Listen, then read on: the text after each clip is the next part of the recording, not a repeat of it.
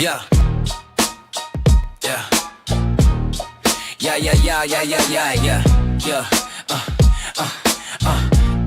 Shake it, but keep pointing out all the lies. Putting the scripture right in your eyes. The Bible guy, he reads Hebrew and Greek and shows you that your book's not unique. The Bible guy, he turns through the pages until every Christian rages. The Bible guy, watch one time and you're hooked. Now let's watch why the Christians get cooked. The Bible guy. Howdy, howdy, folks. Bible Guy here, coming at you live from Northeast Texas. How are we all doing today? Everyone, make sure you tap that screen, share the live with those you love, with those you hate, with your friends, and with your enemies. Let's get the word out there so we can have some interesting conversations about the Bible.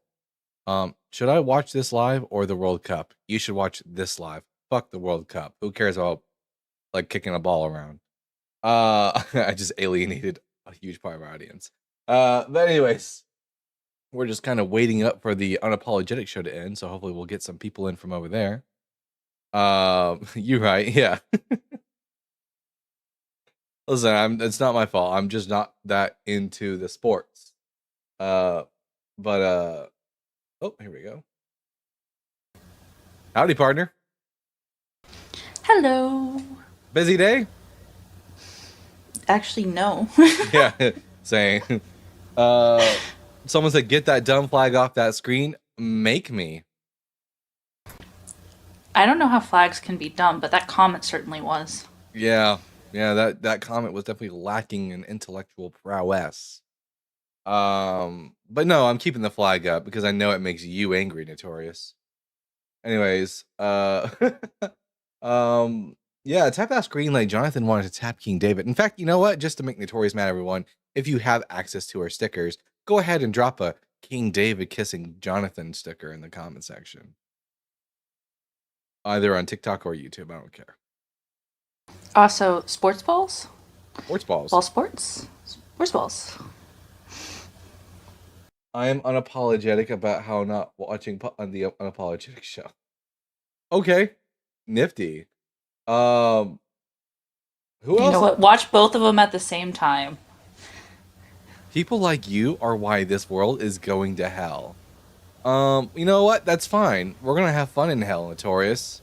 That's where all the squares won't be there, that's for sure. I say more the merrier on butt sex. I still like the fact that most scientists will be in hell because they're atheists, so it's probably going to be pretty legit down there. Yeah, pretty air conditioned at this point. We have what's Bri in hell? BRAII. There won't be cornflakes. Cornflakes? The anti-masturbation cereal. Oh, the anti-masturbation. Oh, right. Yeah, that didn't work. I hope you love it down there. You finna get beaten for all eternity. Well, little do you know, I like it rough. So, LOL, Notorious. Notorious, is this, the way you said that makes me wonder if you're like kind of into that. Yeah, a little bit. I'm getting some masochistic vibes from Notorious here. I think Notorious might be a psychopath. He gets off on people like being punished and being hurt. Hey, Cyber. Hello, Cyber. Hello, Josh. Good to see Zeke. everyone. Zeke, Mr. Hi. Zeke. Functional high. Let's see. All the peoples.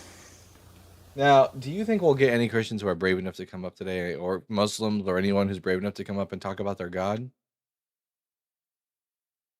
I don't know. Sundays are weird. It's like they avoid the subject. They avoid the subject of church. It's because they like, even Christians, like after getting out of church, are like, I don't want to fucking talk about this anymore. Buddy, I'm with the Lord and Savior. Wait, let me get my Christian voice to read. No, they're busy not tipping at restaurants right now. Buddy, I'm with the Lord and Savior. I'm a MMA fighter and I'm a Christian. Well, good for you, Nancy. I don't give a shit.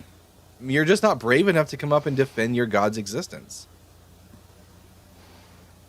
I didn't know that being an MMA fighter was relevant to this conversation. It's not. He just wants to. He wants to show. Oh, I'm so big and strong. We got here, Dev Day Nofer. Dev, I'm gonna ask you 3 preliminary questions, and then we'll get to the conversation. Question number 1: are you at least 18 years old? Yep. Question number 2: what pronouns do you go by? He, him, him. And then question number 3: do you believe in a god, and if so, what god? Yeah, I believe in the Christian God, brother. All right. Why should I believe in your god? Okay, so like God as a whole or my God specifically? Your god. Oh.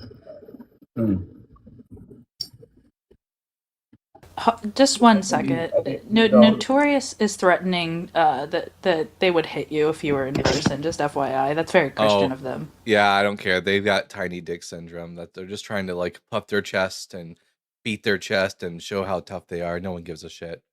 Anyways, Dev, yeah, why should we believe that your God specifically exists? Oh yeah, sure.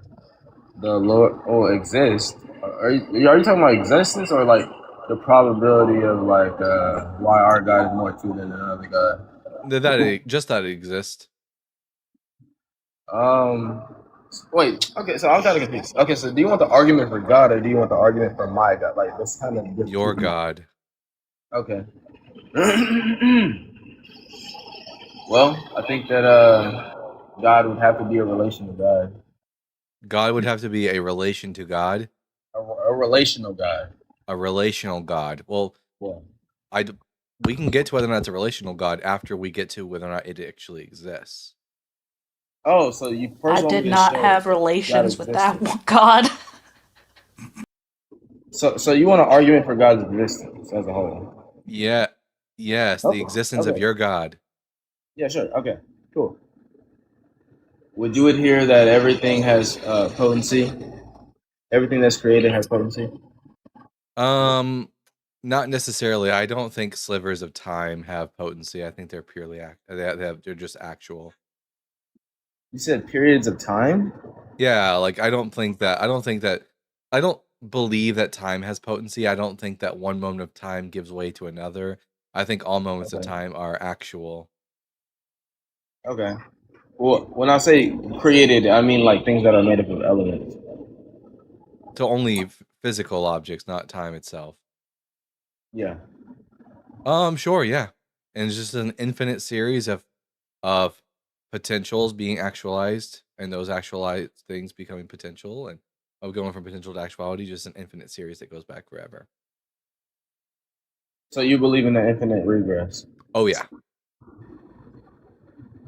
So how could you believe in infinite regress if that contradicts logic itself? What in logic is contradicted by the infinite regress? Yeah, because that asserts that there's no beginning, no first. Well, there's no logical. There's no which law of logic does that break? I mean, if we're talking, we're talking about any like basic science like theory has a beginning. The majority of physicists do not believe the universe had a beginning. You said majority of physicists, so you're saying majority of physicists don't believe in the Big Bang Theory? They do believe in the Big Bang Theory. They just don't believe the universe has a beginning. It depends on what you determine the beginning to be, though. As in, like, before it, there was nothing. Yeah, so I'm not arguing for matter, but I'm more like arguing that the universe had a beginning in the sense like same way you had a beginning. You were matter, but you had potency, but you became actualized. Sure, but I didn't pop into existence from nothing. I was just made from pre-existing materials through a natural process. Same with the universe. Yes, that's my point. So I would consider that a beginning. I mean, you don't think that you have a beginning? I have a beginning in the sense that the materials came together to form me, but like I didn't have a beginning in the sense that I didn't pop into existence. Everything that makes up Dalton already existed before I was born. They just came together. The same thing was true with the universe. The universe never popped into existence as far as I can tell. It's just always existed in one form or another. Yeah, so yeah, we're adhering to yeah, so that would be my definition of like beginning. Like obviously like I'm not arguing for the matter not existing itself, but But like the well, universe existed prior to the Big Bang, probably, right?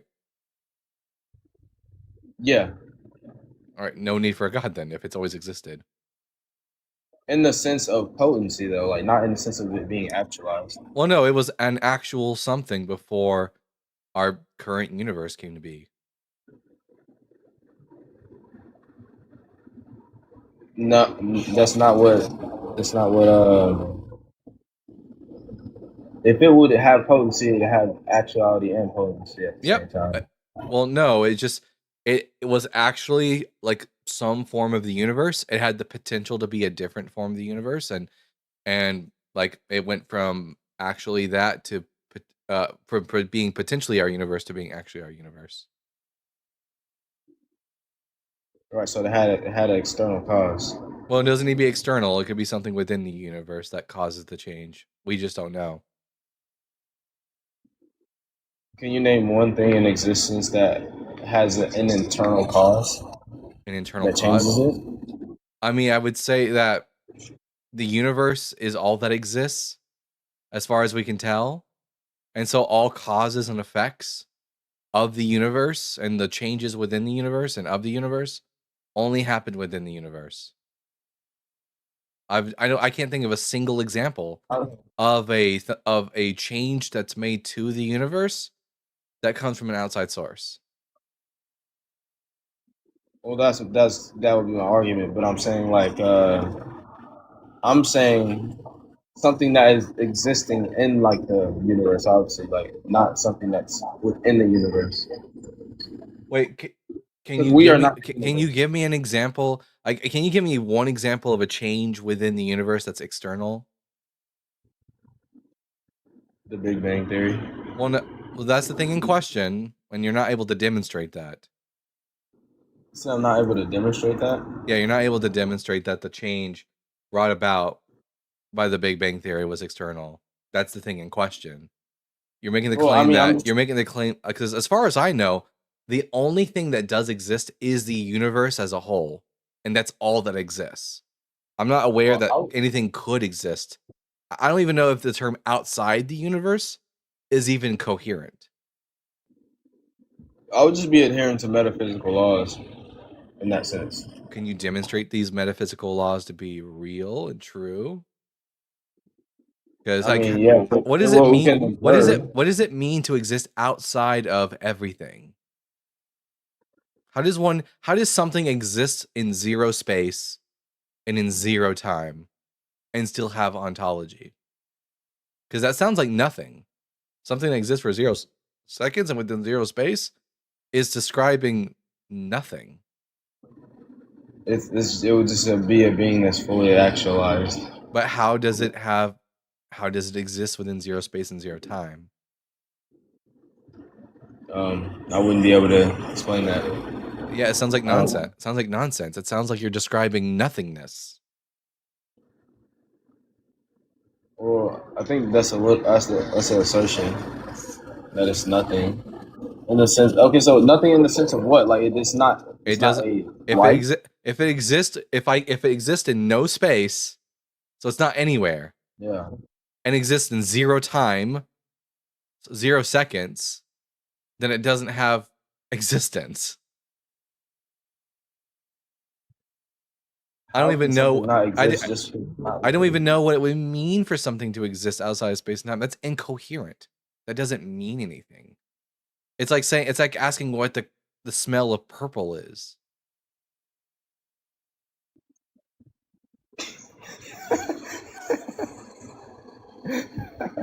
I mean, okay. I get your point.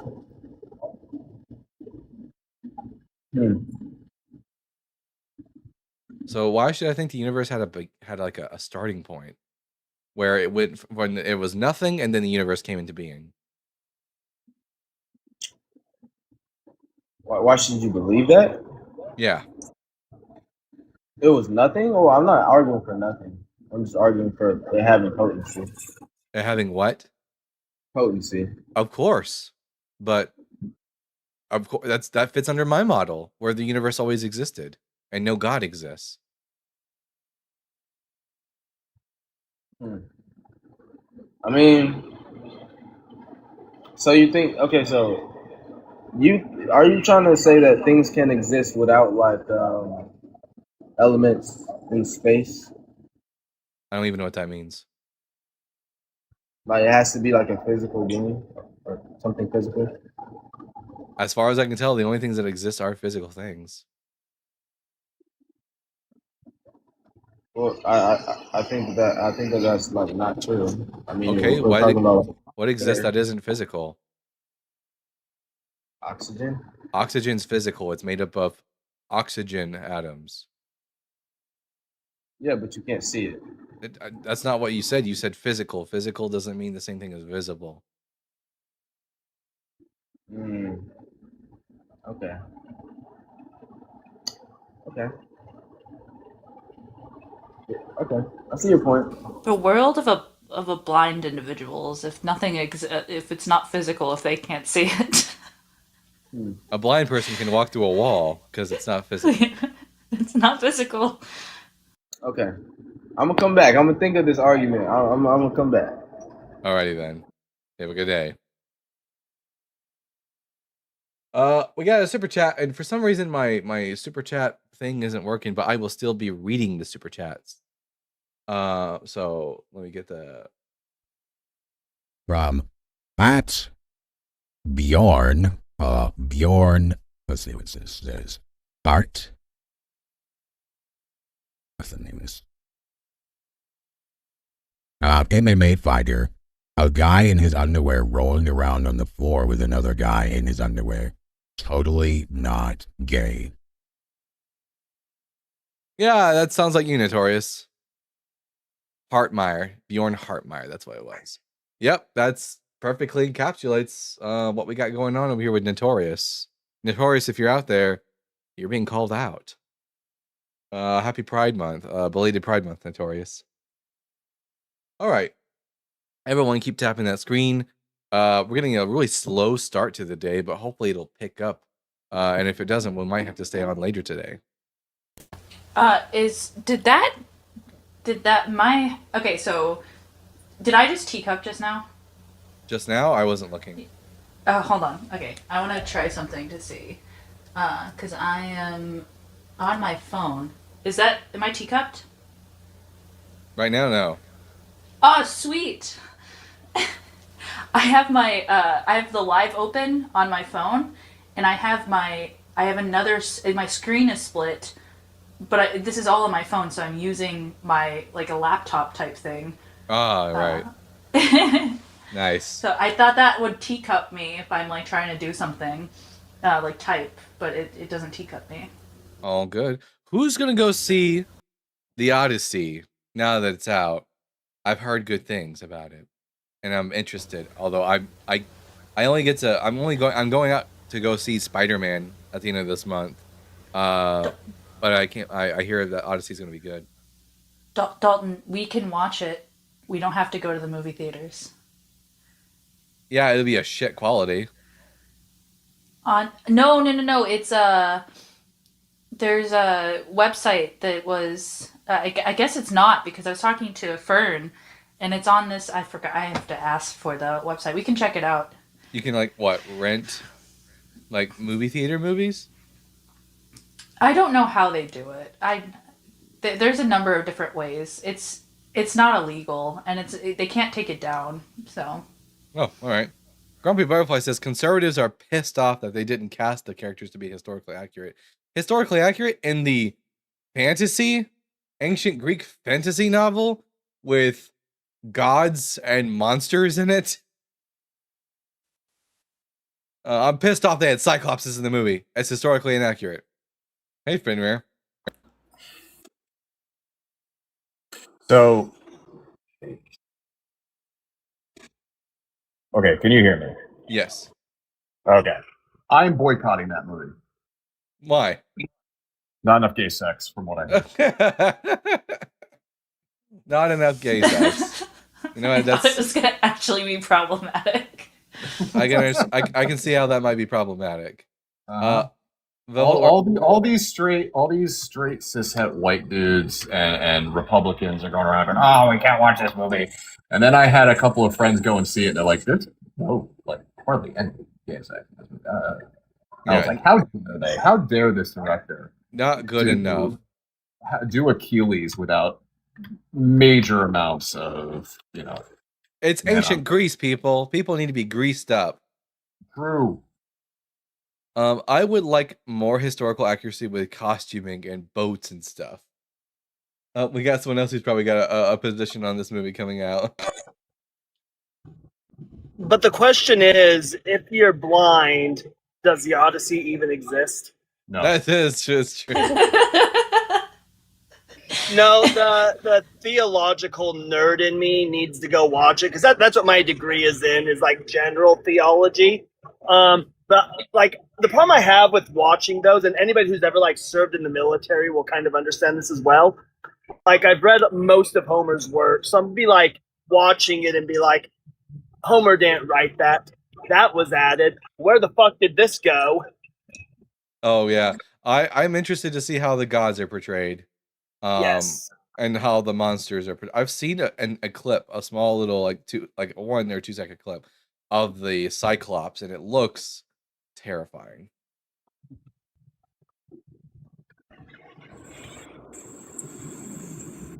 All right. Let's see. Man, it is really fucking slow today. Everyone, make sure you're tapping that screen. Get us up to 10K likes, and we'll get it pushed out into the algorithm. Yesterday, y'all really worked your asses off and got us up to 100,000 likes, which is crazy. I think you can do it again. I have noticed that on TikTok, just like across debates as a whole, debaters have been having a hard time getting people in. I wonder if TikTok did something with their algorithm. all I know is I was listening in on the Unapologetic with Justin, and a guy came up and said that the Norse people, colloquially known as the Vikings, did not have empathy because they pillaged and did other things around them, and then proceeded to apologize or do apologetics for Jewish people having war bribes. It was quite the. Was this person perhaps the Anglo-Saxon king calling in? It's probably true. Probably true. There's if you watch the trailer for Assassin's Creed Valhalla, it's like the Anglo-Saxon king. I don't remember his name. Dalton, Like, do you talking have a Isn't restriction? it Apple-Red? I think it's Apple-Red. I can't repost your live. You can't? No. Well, maybe after Yeah, I say this. I tried to I just tried to well, I mean, repost it as well, and it says can't repost or share. Okay, I guess I'll just do a quick restart then, and hopefully that'll fix whatever the fuck's happening over here on TikTok. Here, I'll just do a quick restart. Yeah, let's see. Boo TikTok. TikTok sucks ass. Boo TikTok. Everyone thumbs down for TikTok.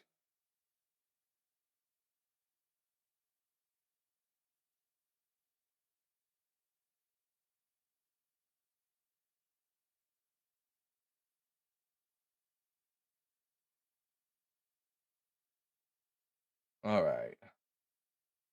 Also, if you're on YouTube, make sure that you are sending in your super chats. Do not forget that without you, we cannot do the Bible Guys show, and this is only possible because of viewers like you.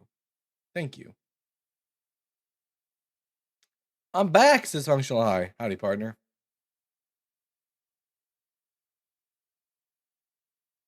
Hey there, Mr. Jumbo. Out there in the African sun. Do you ever get tired? That seemed to fix it.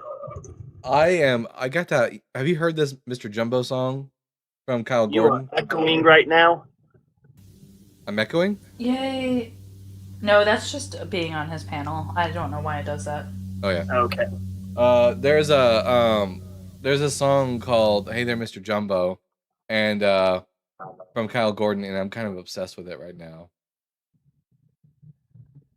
I sent you the app, Dalton, too. Oh, well, later today we will check that out.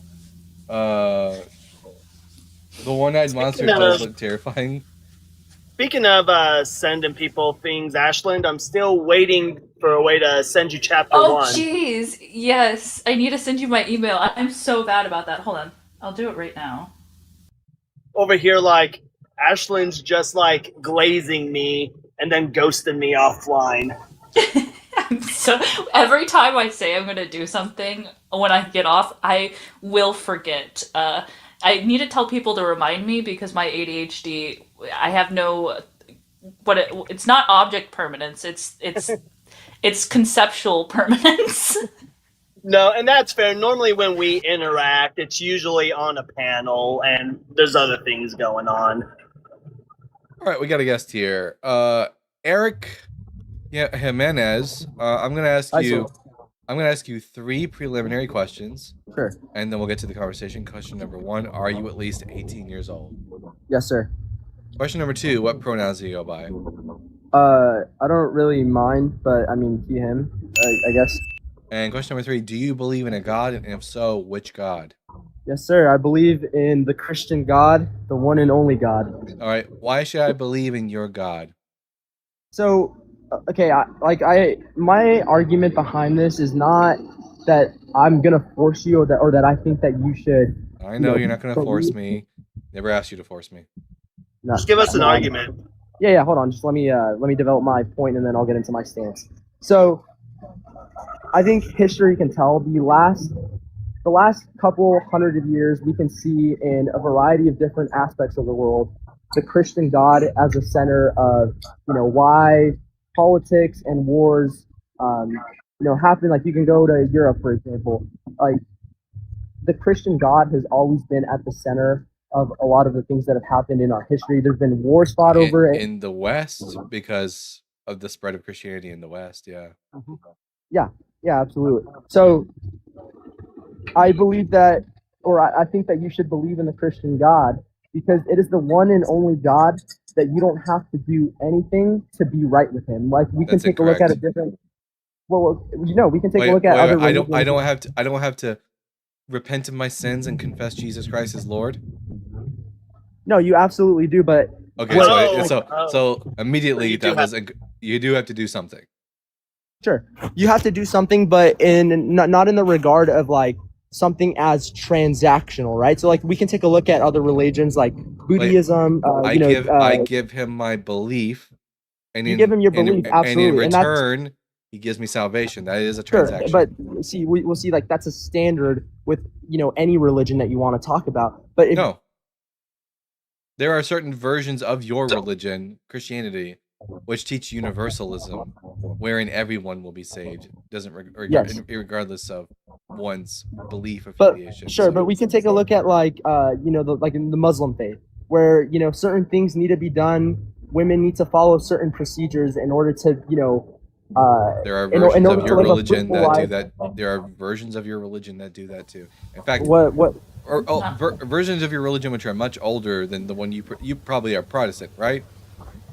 Yeah, I'm an evangelical Christian. Yes. Just FYI, not all Muslims, also women have to wear like burqas and. Yeah. And I mean, stuff. I think if you were to go make that statement in like if you Iran Lebanon, or anything like that, then that's something Lebanon. that Yes, Lebanon is free. Yeah, Lebanon's free. Like they're known as like the Paris of the Middle East. I think you know very little about the Middle East. You sound very ethnocentric. If I go to a very like conservative Christian area and make the same statement, they're gonna get fucked up, angry at me too. So, but here's the thing: your version of Christianity hasn't existed but for a couple hundreds of years. For the majority of Christian history, the majority of Christians have been, and today the majority of Christians, over 70% of Christians, are non-Protestants who believe that in order to be saved, it's not just faith alone. Because James said not faith alone, it's faith and works together, because that's what Jesus taught, that's what James taught, and if you selectively read Paul, that's also what he taught. I mean, we can go back to the book of Ephesians. Sorry, there's a bit of a delay, so I don't mean to interrupt anyone. But Yeah, we can look I'm at just the gonna book- say in the Hindu Bhakti tradition, all you have to do is acknowledge that Vishnu exists and you're saved. Like there's no transaction there other than acknowledging that Vishnu exists. Sorry, could you repeat that? Yeah, in the Hindu Bhakti tradition, all they believe is that as long as you acknowledge that Vishnu exists, then that's it. That's all that's required for salvation. You don't have there's no transaction. Yeah. It's I mean, like I just want to go back to the point that the Bible guy made. We can actually look at the book of Ephesians, and it teaches us that you've been like that. People that choose to believe in the Christian God are saved by faith through grace and not by good works. So I don't understand what you're relating to. Well, Paul also thought that one was not saved until the very end. That you must work out your salvation with fear and trembling, and as he says in Galatians 5:5. For through the Spirit, by faith, we eagerly wait for the hope of righteousness. For in Christ Jesus, neither circumcision nor uncircumcision count for anything. The only thing that counts is faith working through love. So not even Paul was just belief only. Paul believed that if you were a liar, an adulterer, if you performed in some sort of sin continuously, even if you believed in Jesus, you had no place in the world to come. Yeah, in fact, I don't know the scripture off the top of my head, but Paul also says that faith without works is dead. Yeah. So this is all. And I think. But anyways, the problem, Eric, is that you don't seem to understand your religion. Even if it's very minimal, it's still transactional. It still does require something of you in order to attain eternal life. So, and also, again, this is a very new version of Christianity. What you're proposing. Yeah, but I think my whole idea is not really behind like the idea of religion, because I think religion can be flawed, religion can be led by man, but I think the most important thing for me, at least, that I would love that everyone could one day, when they do face the day of, that they're going to die, the most important question is, who is your Lord and Savior? Not Jesus, because he wasn't the Messiah. He didn't fulfill prophecies from the Old Testament. He did fulfill the prophecies from the Old Testament. We can not go back even and look one. at the Law of Moses. We can go back and look Yeah, at let's do that. the whole book of Exodus. Yeah, let's do that. Show me a prophecy, which, by the way, just so we're clear what a prophecy is, it is a prediction of the future given by a prophet. Can you name me one prophecy from the Old Testament Jesus fulfilled? I believe it's in. Hold on, I have my Bible here. I believe it's in the book of Exodus, where the Lord talks to Moses on the mount before he's given the 10 Commandments about someone. Hold on one second, I'm trying to find this real Exodus quick. 19. Dalton and I both side-eyed the phones at the same time. I'm like, what? Exodus? What? Yeah. Yeah. What'd you say? Nothing. It was for Dalton, not you. It's Oh, a very sorry about that. it's a very strange book to point to for Messianic prophecy, since it contains not even one single prophecy about the Messiah in it. Yeah, okay, I might be mistaken then.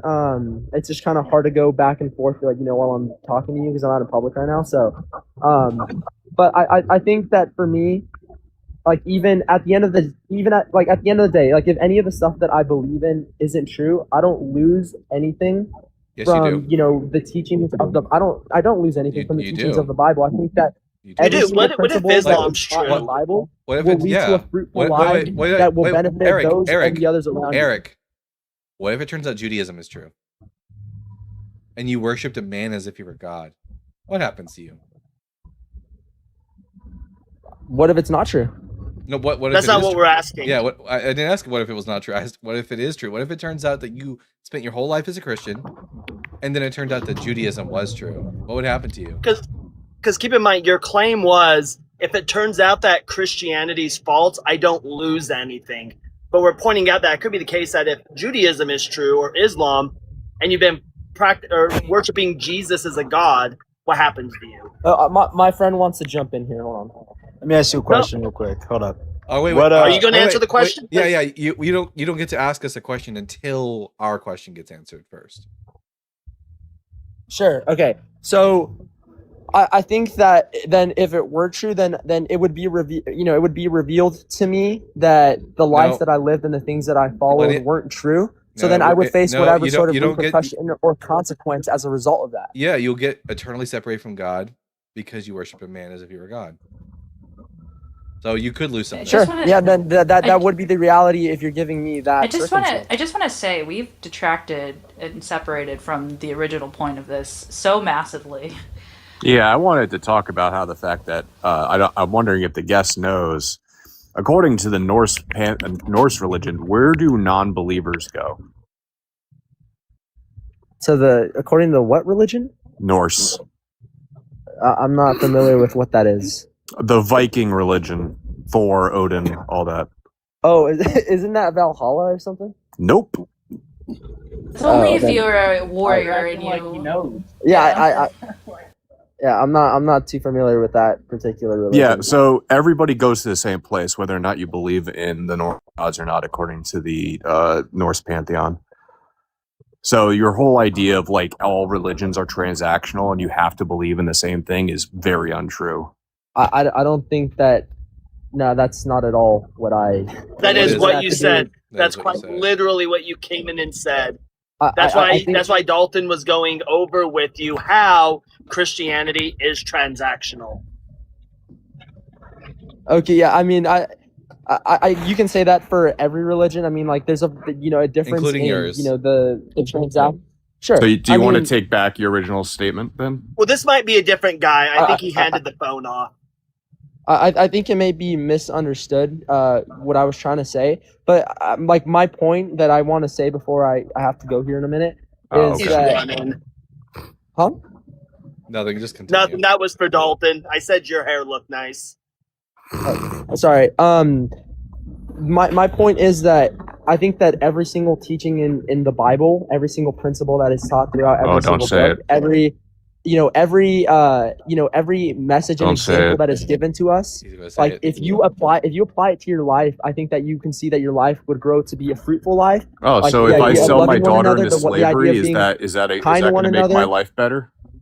Yeah, No, Eric. because Wait, we're living in a different time where that's not something that we're going to tolerate. Eric. All the women who don't believe Yes. the first time they have sex, if we applied what the Bible said to these virgins who don't believe the first time they have sex, you know what we would do to them? What would we do to them? We would stone them to death. Is that making their lives That better? is not true at all. That is Oh, that no. is 100 Eric. That is 100% true. Deuteronomy 22 says very explicitly that if a woman doesn't bleed the first time she has sex, that the men of her village are to take her outside and stone her to death with stones. Yeah. Yeah, I think that What- times. I mean, I'm not specific. I'm not well versed with that scripture, but I think that if you apply a majority of the stuff that is found in the Bible, you will see that your life will be fruitful. You will see Really? that the Here, lives of how about others this? and How about yours will this? be transformed. Jesus said Wait, the hold only- hold on. It was first off a blanket statement, and now you're having to make that claim narrower. And what's going to happen I'm is not when we making it look, narrower. you are, because now all of a sudden it's most things. It's not all things. It's gonna every time we bring something up, you're gonna have to retract it and modify your statement because I'm you not don't know modifying my enough statement, about man. this subject. Yes, you just did. We were all here. You can't man, this is gaslight not us into true. not. I know very well what I believe in, and I will stand in what I believe in until the day I don't die. think and my I intention think to you you have an is idea that in you your guys get to know and mind. understand I think who you have my an God idea. is. I think you have an idea in your mind what you think you believe. The problem is you don't know the Bible well enough to support those beliefs. And that's been made Yeah. blatantly Last thing, evident. man. Jesus loves you. Thank you so much for your time. I appreciate it. You guys have a great. Yeah, how about you crop May dust? Fenrir's teeth protect you. Yeah, crop dust us on Please the way read your out. Bible. Yeah, your Jesus doesn't love us because, fun fact, he dead, and dead people cannot love you. Nice. I love God- how he couldn't make a good point. So instead, what do you do as a Christian? You crop dust Jesus on the way out. God, And you try God to- certainly doesn't love me because I have the wrong body parts. Yeah. All right, we're gonna talk to Mateo here. Mateo, I'm gonna ask you 3 preliminary questions, and then we'll get to the conversation. Question number 1: Are you at least 18 years old? Yes, I'm 18. Question number 2: What pronouns do you go by? He, him. And question number 3, do you believe in a God? And if so, which God? I believe in the Christian God. All right. Why should I believe in your God? You're an absolute moron. Wow. So you're telling me I shouldn't believe in your God? I just think you're an absolute idiot. I mean, do you think that this is a wait? Okay, everyone. Right. Do you think this is a winning? Do you think that this is a good example of being like Jesus said, "You shall know them by their fruits." Do you think? And he also said, and also, I thought you didn't believe. I don't believe, but I know what the Bible So says. then why are you Apparently, quoting Bible I know verses what the that you Bible act like it's real? because it's weird that you're acting like. What does Jesus think about hypocrites? Those who pretend to be one thing but act as another. I'm pointing out to you using your own Bible that you're not going to be very like Jesus would be very disappointed in you. Jesus said, if you say to one another, Raka, which means you fool, you will be in danger of the fires of hell. You are, if it turns out your religion is true, you are on a sure path to eternal damnation. You will be the one that Jesus says, I never knew you. Depart from me, you who practice lawlessness. Matthew 7:23. I'm curious as to why it is that you don't want to be a good Christian. As a Christian, why was your goal today to wake up and be a bad example of Christianity so you could bring more people away from Jesus? Was that your goal?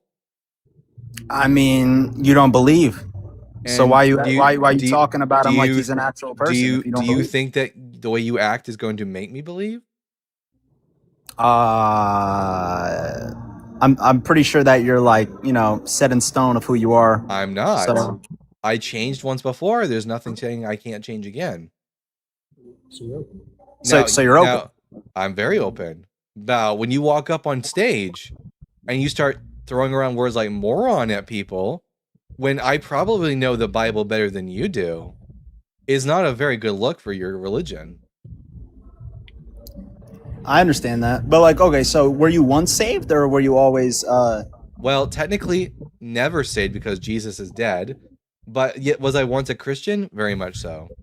And I'm Jewish, so I've never believed in Jesus. I think it's foolish. And that was Catholic, the one true faith. Oh yeah, you're right. He's dead. You're right. He is dead because he died for your sins. Oh no! Are you gonna be? Are you gonna be that? Not the sixth not one. again. The sixth one. You are the sixth Christian that I have to explain basic Christian theology to. In your religion, Jesus is not dead. He was dead, and he resurrected from the dead according to the Gospels. Jesus fucking Christ. So what you just said was heresy. You just said heretical, blasphemous thing in your religion when you said Jesus is dead. Also, Mateo, your bio says I help people. I don't know what you're helping people with. Maybe helping us, like you're the atheists. goat. Yeah, you're the goat for atheism. That's what you are. You're helping people understand the truth because you're a bad example of your faith, and you don't know what your text says, and you certainly don't know the tenets of your religion. But Ashland, haven't you heard, premise one, you're a moron? Yeah, premise number one, I'm a moron. So, okay, let's get serious now. Mateo, why should I believe in your God?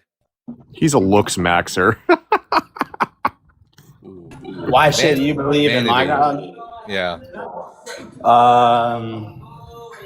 Because let me ask you a question. Music off. Music off. Yeah, turn the music off. I can't have music on my live. Sorry, hold up. Double Donkey said he just convinced me to recommit my life to atheism. Well, Double Donkey, that's because you two are apparently a moron. Convincing argument. The trick question is, if you're a looks maxer and you call someone a moron, is that a compliment? Being a looks maxer and a Christian at the same time is crazy work, considering that the Bible teaches you to be humble and to not seek after like vanity. What is a looks maxer? I think it's someone who like tries to make themselves like there's this ideal like look that people are going for, like a super square jaw and really ugly like I don't know, facial expressions and whatnot that they go towards. But anyways, You calling me a looks? Okay, let me ask you a question, right? yeah. We asked you a question. Well, I've yet to hear an answer to my I question. wanna ask Well, yeah, you can ask me a question after you answer my question. Why should I believe in your God? Okay, yeah, I'm answering your question. All right, why should I believe in your God? Why is Hollywood and all the elites only mocking the Christian God? Because we live in the West. With Because wait, which country is Hollywood located in? Jeez. California? United States? The United States. And the United States is primarily Yeah. what kind of religion? There could be plenty of things. Primarily, what religion are Americans? Probably Catholic. So Christian, in other words. We are primarily Christian in this country. Therefore, that's the reason why we make fun of this religion in particular, because it's the one that holds the most sway over people's minds in this country. Simple. In this country, so then, but why are people mocking God in Brazil? Because it's also Christian. But you just said they only mock God in the United States. So why would you say? I never once said only in the United States. Then, why are you pointing it back to the United States? You said Hollywood. You said why is Hollywood mocking God? And so I asked you, where's Hollywood located? But then I'm asking you a question: Why are the elites just only mocking Christianity? Well, let's be clear though. The elites don't only. Yes, they are. Have you seen every artist's music video? It's all pointing to the devil. Hold on. There's plenty of elites. In anywhere. There's plenty of famous people who don't mock God. I just want to say You're just trying to pull something, but there's plenty because of they haven't artists who sold don't their mock souls. God. And to be fair Mateo, as well, I would you need consider to put down the phone and the algorithm and go touch some grass. Yeah, I would real. also consider all the Marvel movies to be a mockery of the Norse faith. Yeah, like if anything, on Thor's being mocked more often than Jesus is in our pop culture. But you're not getting your panties in a twist about that. Now, I don't give a shit about that. All that shows me is that Christianity is very popular in the world, and it's also very disliked by a lot of people because, as well, it should be. That doesn't tell me whether or not it's true. But then let me ask you a question. Why is the Illuminati and all There's the no elites? There's no Illuminati. Yes, there is. You're just a fucking. Yes, there is. You're The just- Illuminati. I'm gonna repeat what Ashlyn said to you. You need to go outside and touch some. You need to go out and touch grass. And stop believing bullshit conspiracy theories. Wait a minute, I gotta ask you some questions now. Hold on. Can I just say? No. Did the Egyptians Stop build- muting me. No. Like this. Matthew, he's answered your questions. You gotta let him ask some. Yeah. Who built the pyramids? Did the Egyptians build the pyramids? Honestly, I haven't digged too much into that, but I haven't digged too much into that. Like I said, I don't really scroll. Is Atlantis real? I mean, I heard aliens built pyramids. Here's the big one. Here's the big one Jesus that fucking you Christ. dropped him. Yeah. I was gonna say the big one that chat wants to know: what shape is the Earth? Yeah. He probably Also, was. Dalton, thank you so much for keeping it on the download that I'm a member of the Illuminati. Oh shit! Well, Guy, as soon as someone says Illuminati, I lose all confidence. He said flat, of course, just like his brain. Crazy. Dougie, I'm gonna ask you 3 preliminary questions, and then we'll get to the conversation. Question number 1: Are you at least 18 years old? Yes, mate. I am. And what pronouns do you go by? I don't really. He. Well, I'm a guy. So he. You go by he? And I'm a guy. Oh, Yeah, I guess that's half a star.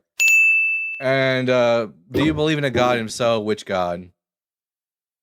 Not in particular, mate. No. You don't believe in any gods. Sorry, we're only talking to God believers. Hey, real quick, Well, I gotta get back to work. My break's I over. really do. But thanks for having me up.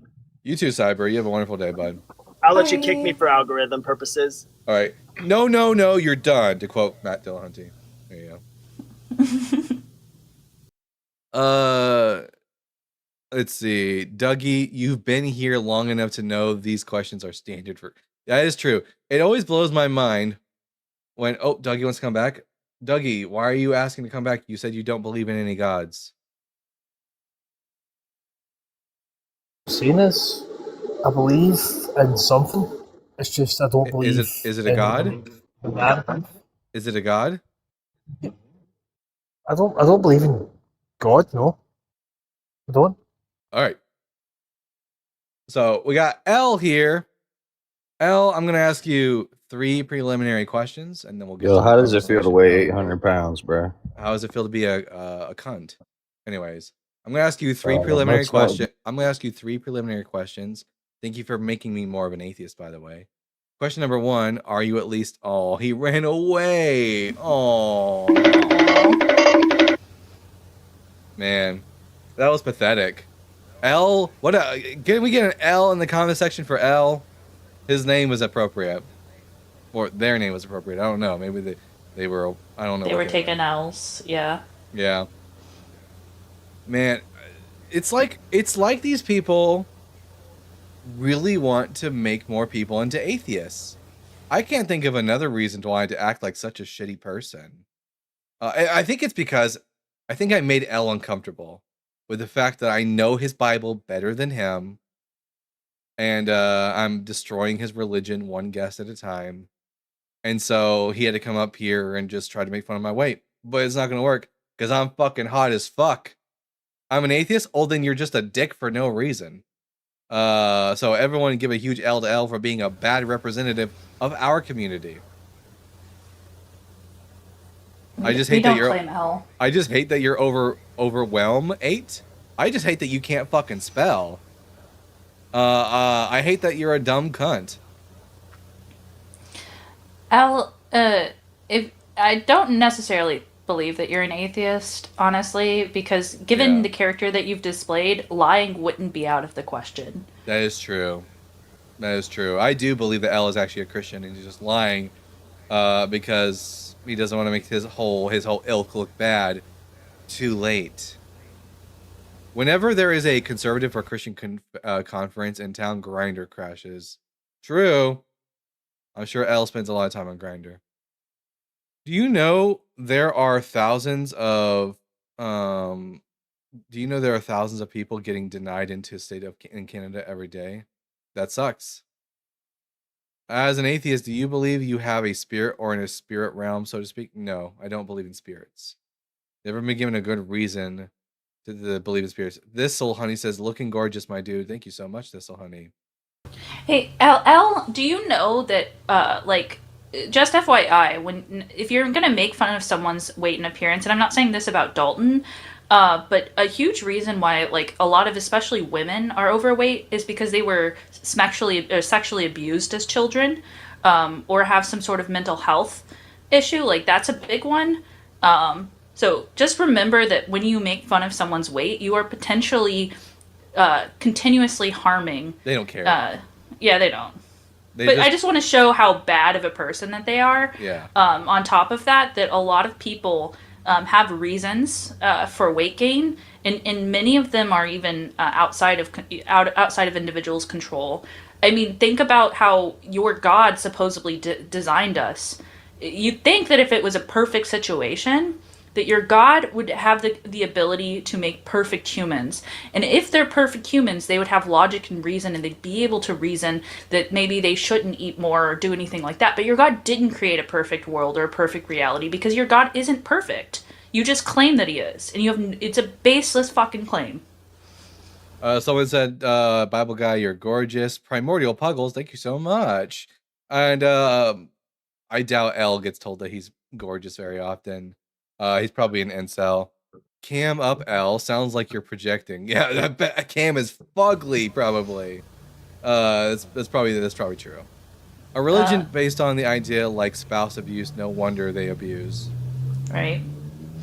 You know what, L? I'd sit on his face. not L, you don't. Yeah, not L, me. Yeah, exactly. So take that, L. I guess. I would snuggle you so goddamn hard. Oh my god. I just love to when a dude comes in and makes fun of Dalton's appearance, I love to say that because my PFP and being conventionally within like stereotypic norms of attraction, that drives them fucking insane. That they can't get any, but someone that they have this idealistic like aspect of, it's hilarious. Yeah. The Canadian Gamer. Hey, I didn't say I can prove it. I said I have sources that are proven via peer review. I think they're arguing about the Shroud of Turin. Oh, the Shroud I think of it's Turin the is star, bullshit. the star guy against Canadian Gamer. Oh yeah, They're the Shroud of Turin fighting is back and forth. bullshit. 100%. This is a spicy live. It's always spicy on the Bible Guy show. It's about the Shroud of Tourism, as we call it, the Shroud of Tourism, because this thing is so well debunked. Like, the fact that we're still talking about it in the Big 26 is crazy. Wait, what was the other name that we came up with, or the one commenter came up with? The it's something of tourism. The something of tourism. I don't remember. Dang, it was so good too. I remember it being good, but I can't remember it. Yeah. They fall for the Ron Wyatt scam too. Yeah. Submicron Rashida 3D Buren. orthonogrammet oxidation images forgery. Yes, we know exactly how the Shroud of Turin was forged. We've recreated the Shroud of Tourism using medieval methods.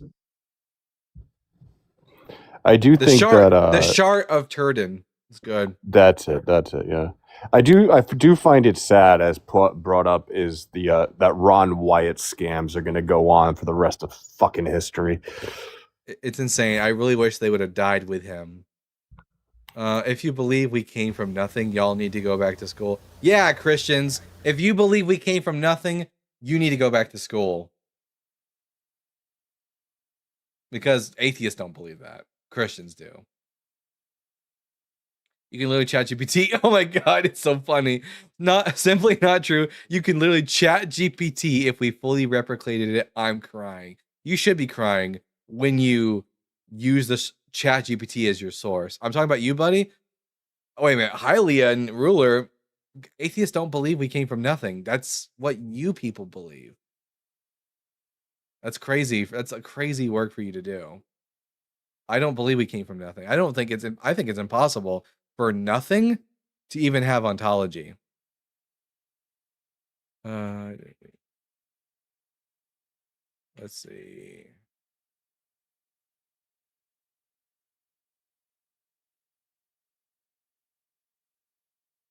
Oh, thank you, Morgan. Love you.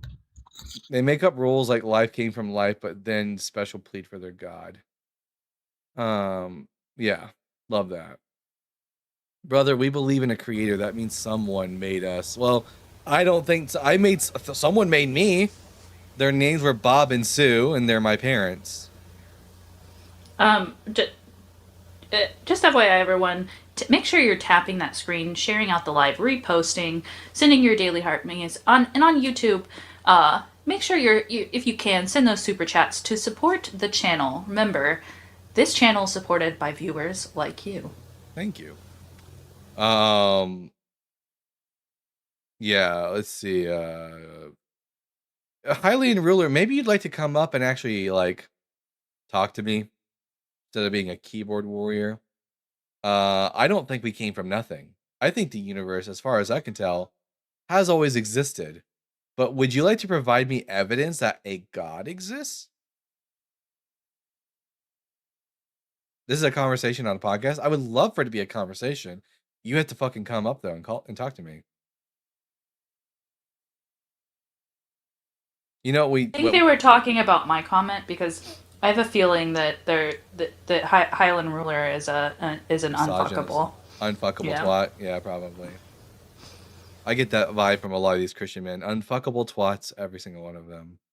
God farting us all into existence because he needed someone to love him isn't life. Holy shit.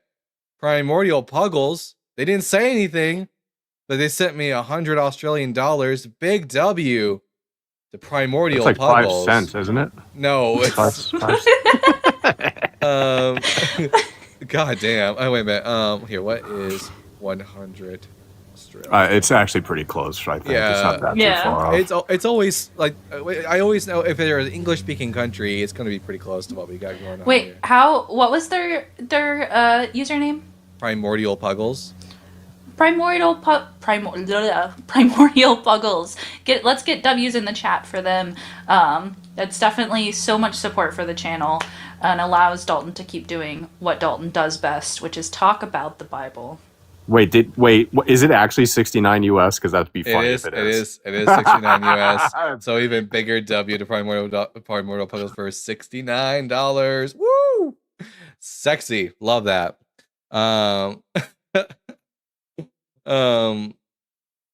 Let's see. That's 100 Australian dollaridoos. Is that really what they call them? Dollary dues. The way you said that. They call them I think that's currency wombats, I believe. Good night, mate. Thank you for the $100 dues. I think that's what Justin calls them, but I could be wrong. Wait a minute. What is Australian currency called? I think it's literally just dollars. I think they use the same terms we do. Yeah, they use the same terms. They try to separate themselves from that pound pence bull crap.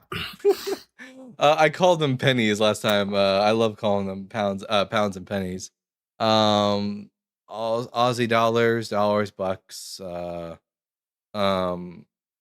Yeah, I guess that must be a Justin thing. Crikeys, 69. Thank you for 100 crikeys. That's funny. Some people call them a lobster is a $20 note because it's predominantly red. A pineapple is a $50 note because it's yellow. An avocado because it's a $100 note because it's green. This is much less common than pineapple or lobster. They have that Monopoly money. Yeah. I love that, except for it's actually worth something.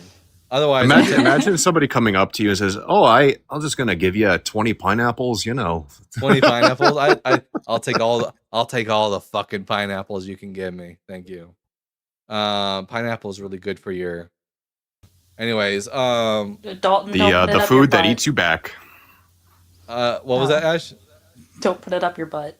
Oh no! One time, okay, this is a true story. Oh jeez. Here we go, Ash. Buckle in.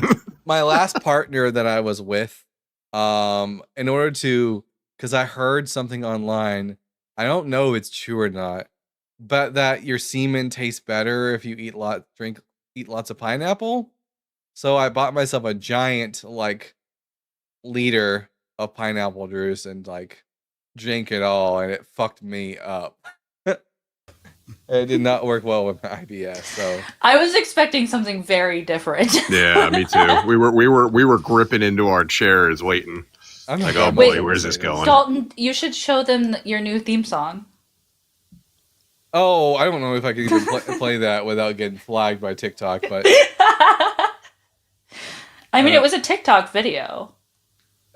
Yeah, but every time I show something that it's already out there, they're always like, "Oh, look at you producing something that's reproduced, and now you're on block." JD Horror says you should believe because book says so. That is the extent to what a lot of Christians like to say. Yeah, someone said, "Wait, it's okay to be gay." Hey Jess, welcome. It's hey Issa, so cool. Lots of pride flags in the comment section. W. You just have to become a vegetarian and drink lots of beer. Wait, I heard beer does the opposite effect. By the way, that is a myth, so you got sick for nothing. Well, god damn it. I was just trying to do a nice thing for my partner. And I also like pineapples. That's my safe word. I was about to say that's our safe word. I mean, out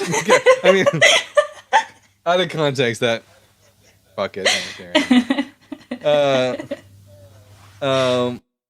Everybody has tried the pineapple trick in the name of science. Yeah. Let's see. No homophobia here again. I thought it was cranberry juice. Cranberry juice is what you have if you. That's for UTIs. UTIs, yeah. The only pineapple trick I know is the one from Little Nicky. Yeah. I heard pineapple juice helps you not get so swollen for wisdom tooth extraction. I hear a lot of shit online, and I have to Google. I just stop believing shit I hear online until I confirm it for myself.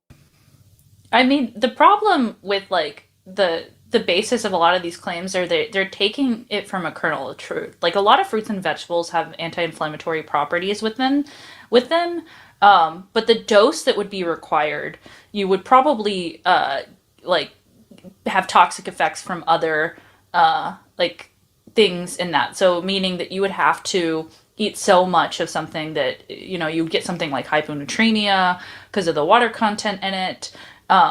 So yeah, there are some like a lot of our medicines are founded from like nature, where we're not producing synthetic, like think of like willow bark and aspirin, but the dose of this you have to isolate the molecule and get it within therapeutic range to be effective.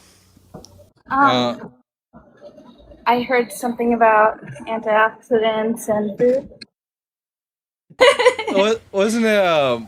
I think I saw. I don't know if I saw a video of you saying this or maybe you said it on my live one day. But I thought it was so funny because people are taking antioxidants, but they're also taking pro something. They were taking two different things that basically would have canceled each other out. Koi said, "Yo, are you hot?" Yes, I am. Thank you.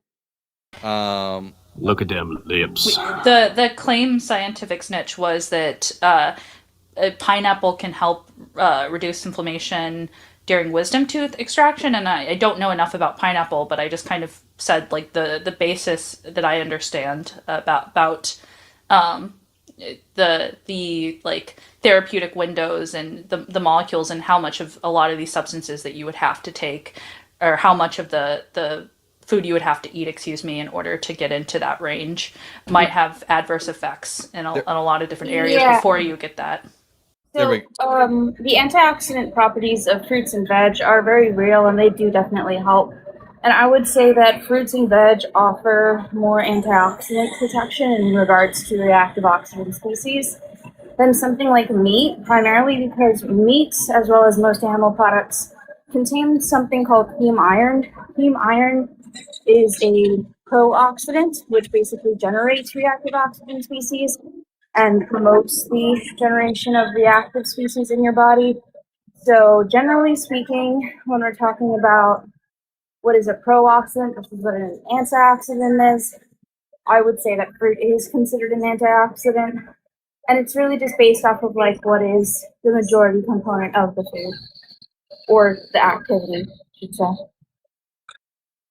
So eat your fruits and vegetables is what you're saying, and limit red meat.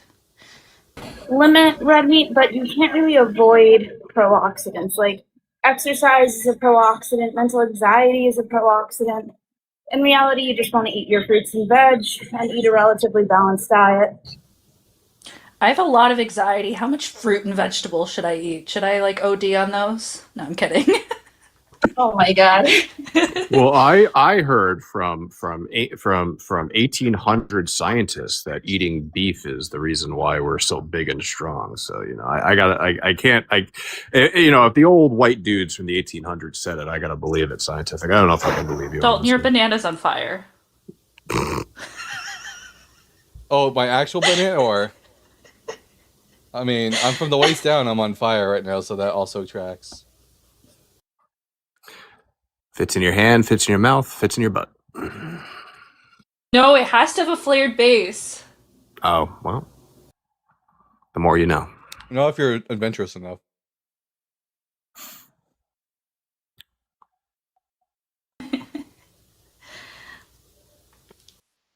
Hello, Cyber. Welcome back. Hi, Cyber. Okay, we have a guest here coming up. God's spokesman. I'm going to ask you 3 preliminary questions, and then we'll get to the conversation at hand. Question number 1, are you at least 18? Yeah. Question number 2, what pronouns do you go by? Oh, no, I was just taking a shit and it just reminded me of your live. Wow. Reminds me of, I mean, what a great example of Christianity. God's spokesman. If you're speaking for God, he's got a No, no, potty no, no, mouth. no, no. Yeah, I'm speaking for wait, myself. we mostly read the Bible on this live, No, so I'm speaking. I guess the Bible is shit. Everybody, you heard it here first. Ugh. Reading the Bible and teaching the Bible to people who don't No, know I it didn't say that. is utter shit. So, I didn't anyways, say that. anyways, loser, what pronouns do you go by? Wait, I'm a loser. You have lipstick on. Yeah, you are a loser. I'm hot, and you're a loser. Now, what pronouns do you go by? He, him. There you go. Good boy. And do you believe in a God? And if so, which God? Yeah, there's only one God that I Thor? believe in. He's the Most High God. Odin? Zeus? That's the Most High No, God. I'm right fucking El? here. Damn it. Is it El? No, El is a title. Ahura Mazda? Could you tell me which God it is? Because I'm confused. Yeah, I believe in Elohim. Yeah, The gods? You believe in the gods? Elohim is not multiplicity. It can be. Elohim can also refer to gods, plural. Okay, that's your opinion. Nope, not an opinion. Even your Bible says that. No, I was just taking a shit and it just reminded me of your life. So Your arguments are, I mean, your brain is full of shit. You don't even know your own Bible. You have some beautiful shits. Sure. Yeah. It's embarrassing when Christians come up here and like they Yeah, want I'm to not pretend Christian. like you probably are. The way you talk, full of shit. Yeah, you do. You probably are a Christian. Now, you're not aware of the fact that your Bible says that the word Elohim doesn't only refer to a singular God, but can refer to multiple gods. Why do I know the Bible better than you do? I'm about to wipe my ass with your face. Uh-huh. You're pathetic. Wait, That's all it is. real quick. Are you familiar with the Dead Sea Scrolls? Have you read any of the Dead Sea Scrolls? Because the Dead Sea Scrolls specifically make it clear that Elohim can mean the plural. He doesn't read. That's where you got it wrong, Cyber. He doesn't read. He doesn't. That's fair. That's fair. But we have a case in when El Elyon is splitting up the world amongst the people, and when you read in it's going to say that Yahweh was given his portion. In the Masoretic text, it's going to say B'nai Yisrael, which means like the people of Israel. But then when we go look at the Dead Sea Scrolls, the Dead Sea Scrolls have a unique change here. The Dead Sea Scrolls say B'nai Elohim, the sons of God. Deuteronomy 30 through 8 through 15. But God's spokesman won't read that. That's for the audience. Brother. Yeah, because God's spokesman, I understand you're probably illiterate. Yeah, that's true. Yeah. So, God, even in the original Masoretic text, we have here in Psalm 82, verse 6, it says in the text, Ani amrati Elohim atem uvni elyon kulechem, which is, I say to you, you are gods, all of you, sons of the Most High. So even here, the word Elohim in the Hebrew refers to a multiplicity of gods. So it's entirely context dependent. Now that we know that you're a cuck for Yahweh. By the way, hold on. By the way, God's spokesman has come up here several times before. Like I'm a glad you while know me. ago, you got your ass handed to you. Sure. Dalton was doing proverbial back shots on you, and I think you're just pissed about that. So you come up and you're taking out aggression on him because not mad. you probably refuse to get therapy. But anyways, that's what it sounds like. Is that you might need to get yourself checked out and deal with these like very serious acts of aggression and. Okay. Before, you know. So Are you either done talking? so God's spokesman, now you will either engage like a competent individual, which I doubt you are, or I'll drop you and move on to Austin. You pick. Okay, so you claim that Elohim more properly indicates that more than one God, right? It's more than one God. Depending on context. Explained it in like, yeah. It's like you weren't even listening. It's context No, dependent. I'm just confirming. Yeah, it's context dependent. Right, because it stems from a plural noun, right? Well, we've given you two passages where it's specifically referring to the children of the Most High. Yeah, like you can either refer to Elohim can either be a concrete plural or a concretized abstract plural, in which case it's used for a singular individual. Right, so we have a problem with that because this is an unfounded premise and it has no base in Hebrew. I just wait. What is in your Bible? Which Bible version do you read? King James, yeah. All right. In the King James, it says in Psalm 82, verse 6, I'll show you on the screen. Here we go. In the King James Version, it says in Psalm 82, verse 6, I have said, ye are gods, and all of you are children of the Most High. See the word gods here, which is plural? Mm-hmm. Do you see the Hebrew word underneath it that's highlighted right here? Do you know what that Hebrew word is? Yeah, that's Elohim. Elohim. So God, Elohim does also sometimes mean plural, doesn't it? Yeah. Good boy. But it's more like Elohim is a masculine plural that indicates immeasurability, not multiplicity. No, in this case, it does represent multiplicity, as you just said. So if we go to Isaiah 40:25, that will show you. And that's a concretized abstract plural, in which case it's not, again, not representing immeasurability. That's not how Hebrew works. It represents the fact that the object in question is simply like the epitome of this category. Hold on. For example, would Dalton, you say... Endeavor came back, so they're getting banned.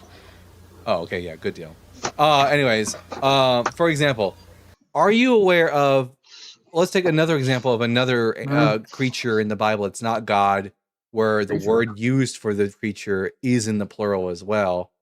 Daniel. Is Daniel immeasurable? No, it's just one. Then why is it that Daniel is referred to by the angel Gabriel in Daniel 9:23 as Hamudot, which is in the plural? He says, you are desirable. And the word for desirable there is Hamudot, which is like the word Elohim, a morphologically plural word. We see biblical Hebrew and grammar syntax is unlike the language we speak today. I am So aware, which is why I just explained the grammar to you. Yeah, so you're trying to interpret it in like Nope, not. Hold on. He just hold on. I think you're confused because he just read a passage concerning the Son of Gods. You are gods. That's biblical Hebrew, and you admitted that it was plural. So I think you're completing your argument here. I think he's reading chat. I think he's reading Chat GPT and doesn't know a lick about Hebrew. No, it's not that. That is the case. Yeah. I suggest you read one if you know Hebrew, one of the first things you would learn is the alphabet, correct? Yeah, how many letters is in it? Since you know. No. What is the Hebrew alphabet? Aleph 22. through Tev. What are the Hebrew letters Aleph through Tev? I'll get you started real quick. Aleph, Bet. Now continue. It goes Aleph, Bet, all the way to Lamed. All right. Nope, not all the way to Lamed. Lamed's not the last letter in the alphabet. Go ahead. Try Which again. one is it? Come in. Try again. Tell us the alphabet. I don't Start. know. I don't. You don't know. I don't speak Hebrew. I don't speak Oh, Hebrew. you don't speak Hebrew. Nah, but I read it. No, you don't. Okay, watch. Actually, we'll prove that right now. Watch this. Watch this. I'm gonna pull up a passage in the text, and then we're gonna have you read it for us. All right?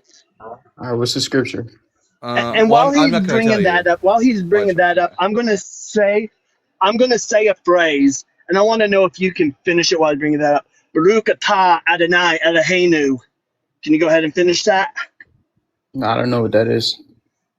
Yeah, of course not. All right. Baruch atah Adonai Eloheinu. Can you finish it?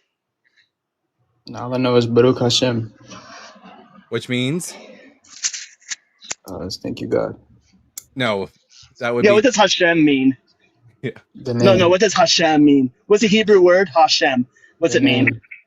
The name. Good job, good boy. He knows what Hashem means. All right, I'm gonna bring. I made sure that what I did was here. I went over here to Notepad and I copied and pasted so you couldn't see where in the Bible this is from. So you actually have to read it to us. Oh fuck no. Oh wait, I thought you could read Hebrew. You can't read this? Nope. Oh, so you lied. No, it's just I'm not that experienced. Yeah, it's, in other words, you lied. You can't actually read Hebrew. All right. That's not a lie. That's just It is a half-truth. lie. No, it's not. It's not a half truth. It's a lie. You just simply cannot read Hebrew. All right, bro. That's your opinion. That's okay to have opinions. Everybody has opinions. Nope, it's demonstrated. Not my opinion. It's been demonstrated. So, anyways, if you want to know about how the word Elohim functions in Hebrew, and this is, you're not going to read this because you're illiterate, but for everyone All right, else brother.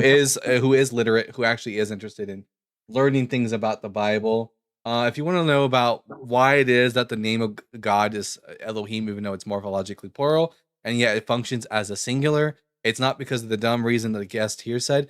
I would suggest reading A Reassessment of Biblical Elohim by Joel S. Burnett. It's from the SBL Dissertation Series 183. This is actual peer-reviewed biblical scholarship literature. There we go. But anyways, why should I believe in your fake-ass God? I mean, you don't have to. That's the whole idea. I know I don't have to. Why should I? Why should I think it's real? Why should you think it's real? Because there's a lot of things that happen in the world. Wow. What a revelation. Lots of That's things because of happen in the God. world. Prove it. Yeah, because of God. Prove it. Like the fall of Babylon. Prove that the fall of the Empire of Babylon is because of Yahweh. The fall of Babylon, the kingdom of Babylon fell because of God. Prove it. Have you ever read the Cyrus Cylinder? The Cyrus Cylinder? I don't think you've read the Cyrus Cylinder. Okay, that's subjective, but okay. Where in the Cyrus Cylinder is God, the Israelite God mentioned? It's not. That's the thing. Wow. Okay. Were you born dumb, or did you become this way later in life? Brother, you have not even read the text. Dalton, I would also like to point out, if he's going to go down this particular historic idea, We can do then we it. can look at the Moabites tablet, because they say that their God beat Yahweh, and the Bible also says that. Oh yeah. Why is it looks like Chemosh is more powerful than your God? But where in the Bible does it say that? Well, iron chariots are more powerful than God, to be fair. 2 Kings 3. Yeah, in 2 Kings 3, the people of Israel go to fight the people of Moab, and then the Moabite king offers a sacrifice to his God, and the people of Israel are driven back because wrath fell upon them. Why was the Right. power of Chemosh more powerful than the power of Yahweh? And just to follow up on that real quick, God, we have a tablet from the Moabites that also talk about that same exact event, and Right, that this it is was true. their God that did it. Right, and this is true because it's not their God that did it. It's that God did not decide to save his people because they were being idolatrous. Wow, Funny I because- love that funny shit. because I could have saved funny them, but I because just chose God- not to. Funny because God in that text says that if you invade Moab, you'll get it back, but they don't. Yeah. You know, keep in mind, speaking of right? speaking of shits, God's spokesman, do you No, do we stopped anything? talking about that. Yeah, but like the problem is that it comes from your It does. ass end, but it seems to come in from your mouth end as well. Yeah. Anyways, God spokesman, I think we've demonstrated that you're a complete waste of space. So we're gonna move on to someone who's actually competent in the Bible and actually wants to have actual conversations and not waste their time. I'm going to drop to give the other guests a little bit more leg room. Guys, it was wonderful hanging with you. Dalton, as always, love the man. See you, Fenrir. Hey, Fenrir. All right, we're gonna talk to Quad Threat. Hopefully, they will be like an adult who actually like has conversation and not just a complete shit talker. And just for anyone that came in late, this person entered the live and said that the live they were taking a shit and the live reminded them. So we weren't just harping on this individual for no reason. Yeah. And real quick, just for chat too, just on that last little bit, just real quick.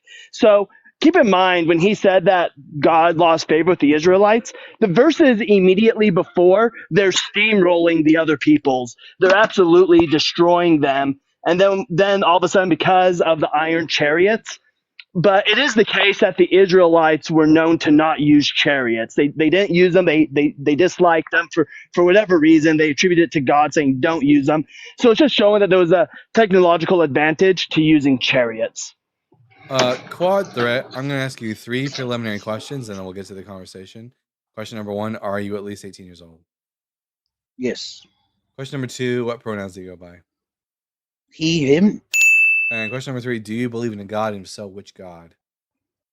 Yes, of course. The only true God, the complex carbohydrate, omniscient flying spaghetti monster, of course. I was about to say, I'm pretty sure they're friendly.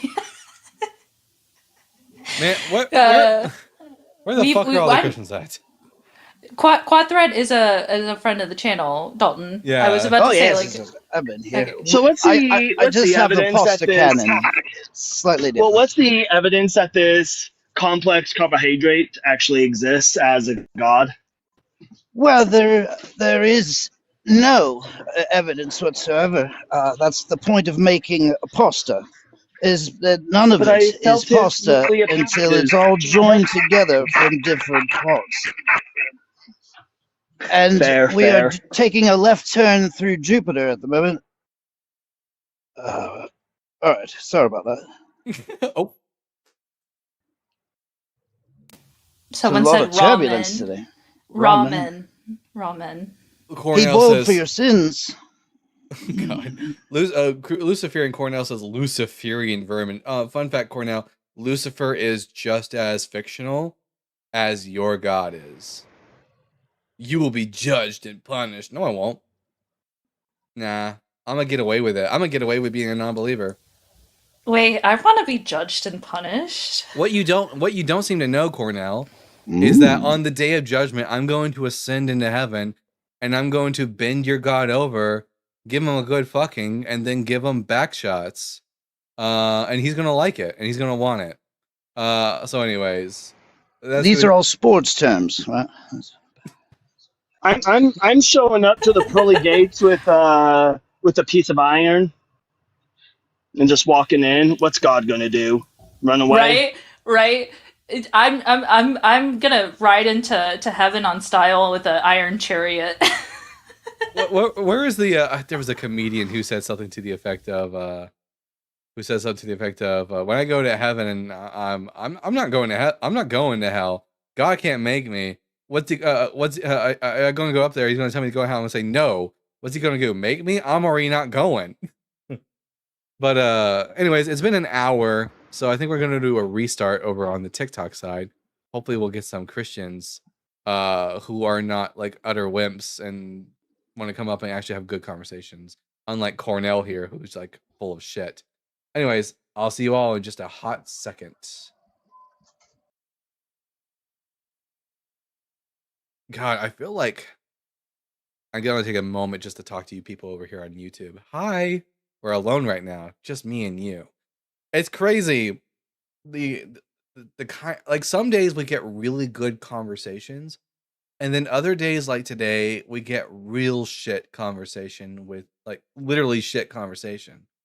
Hopefully it gets better. But we'll see. But I just wanted to take a moment to just me and you guys, because it's always me, you, and TikTok, and I'll admit TikTok usually takes the priority. So I just wanted to take a moment to just have a moment with me and you guys. So thank you all for participation. Oh, and Semin Urchin over here says, did I hear raw men? My gaydar went off like crazy. Hey, Semin Urchin, good to see you here, buddy. All right, here we go. I'm gonna do a restart now.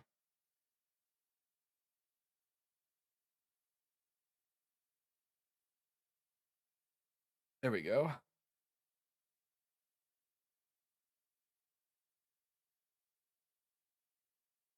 But you handled them perfectly, Dalton. Thank you. Katie and Dirtbag. Hey, buddy. Good to see you there in the TikTok side. HLT, as much as cool as Daltonians is, you guys are the Duncan Knights. Don't forget, you guys are the Duncan Knights. Because we're dunking on them theist. Liam, number one, I'm going to ask you 3 questions, and then we'll get to the conversation. Question number 1, are you at least 18 years old? Yeah, yep. Question number 2, what pronouns do you go by? I go by touching grass and eat a salad. Sorry, none of those words were pronouns. Are you Okay, illiterate? do you want third person or first person? Well, since all first person pronouns are exactly the same, the only ones that change are third person pronouns. The only reason I would ask for a pronoun is because it's the one that's interchangeable. or change Yeah, are you the pronoun police though? Because I could Yeah, say, you know, I am. I, we. I You're could under, say I, you're we. under arrest for being a dumbass. Now, what's your pronouns? He, him. Good boy. Good boy. So the benefits of being the pronouns belief, they have a wonderful Roth IRA plan, and then the A health porky benefits. man with lipstick on asking for pronouns. This ought to be a good conversation. Oh yeah, I'm hot as fuck. I get it. You're hard right now for the Bible guy. I get it. It's all good. But anyways, now Liam, are you just mad that women would rather sit on his face because he's not an asshole like you? that's true. That's true. Now Liam, obviously you believe in a God. Otherwise, you wouldn't be such a shit person. So, which God do you believe in? I believe in the Abrahamic God, the one and only God, Jesus Christ. Okay. That tracks. Why should I Yeah. believe it? Why should I believe in your God? Because there is no purpose in life without Christ. I have purpose in my life. No, you do not. I No, do. you don't. I do. Prove that. Yeah, right Why can't- now. why can't I- The purpose. Yeah. Prove your purpose. Prove your. Yeah, It's to make assholes like you look Ashley, make a stupid on sandwich when I'm talking to the host. Don't. Liam, shut the fuck up. So Liam, this is the cause of your singular male Look at loneliness the- epidemic, is that you muting think rate. that women are property. And the thing is we're not. We're autonomous beings, and I'm gonna exercise that right by just talking over you now every time you try and speak. So go ahead, Liam, speak. Yeah, my purpose is showing the internet how horrible Christianity is. And I'm performing that purpose right now, and I'm doing so magnificently. In fact, I hardly have to really do anything. You people just come up on my live and you make ass of yourself. And like you give all my audience, like you do 90% of the work for me. Like why people shouldn't be a Christian, why they shouldn't believe in your God when you act like such a pansy. It's beautiful. Can we engage in what? Hold on, Liam. Why are you speaking? I didn't give you permission on this live. Yeah, what's up with that? You're a submissive little cunt. You don't get to talk until Ashlyn says so. Ashlyn, yeah. let me know when he gets permission to talk. Okay. Liam, you can go ahead and speak. Yeah, go ahead, buddy. Why should we believe in your God? So far, you're not doing a very good job selling him. I already made a point. You dodged. What point did you make? I have a purpose. We demonstrated that. What is your purpose? Embarrassing you on this live. It's doing so. No, that's not a purpose. That doesn't. Really? Because it's a goal that I drive towards. That's what purposes are. It's goals that we strive for. I strive to show everyone how utter shit your religion is, and I do it every day. I don't follow a religion. Yes, you do. You're just in No, I denial. don't. The Nile is Your not just a PFP is- river in Egypt. Your PFP is Charlie Kirk. That's 12 mute. Your PFP is 13. Charlie. Hey, Liam, I know you 14. disrespect women, 15. but in this 16. live, women. I don't know why you're counting, but it's surprising that you can. So yeah, anyone with a PFP. Did he run? Did you No, kick him? I just kicked him. What a waste of space. Liam thinks he's number one. He's not even in the top 100. How unforgettable. That's pathetic. Can we get one He's talking about pathetic non-pathetic Christian come up here? That would be fantastic. He's talking about his last two brain cells fighting for 10th place. He thinks that's the first place, but it's not. That's not how it works. Another Christian bites the dust. I agree. All right, Cornell the Fifth. This should be interesting. Are you at least? I'm going to ask you the same three questions I ask everybody. Hopefully you can act like an adult. Hopefully you can act like an adult. Question number one. Good evening. Are you at least 18 years old? Yes, I am. Question number two. What pronouns do you go by? I don't go by pronouns because I'm not a Luciferian. Sorry, the lie detector determined that was in fact a lie. When you say I don't go by pronouns, I is in fact a pronoun. That's like driving up to Yeah, a. let's not play this stupid Luciferian game. Ooh, sorry. Let's get to the conversation. Ooh, sorry. yeah? It's not. Wait. Is the Bible? Let's get to the conversation. Wait a minute. Is the Bible Luciferian because the Bible has pronouns in it? That's interesting. The Bible is Luciferian. Who said I believed in the Bible? Fine, the Quran is Luciferian then. Who said I believed in the Quran?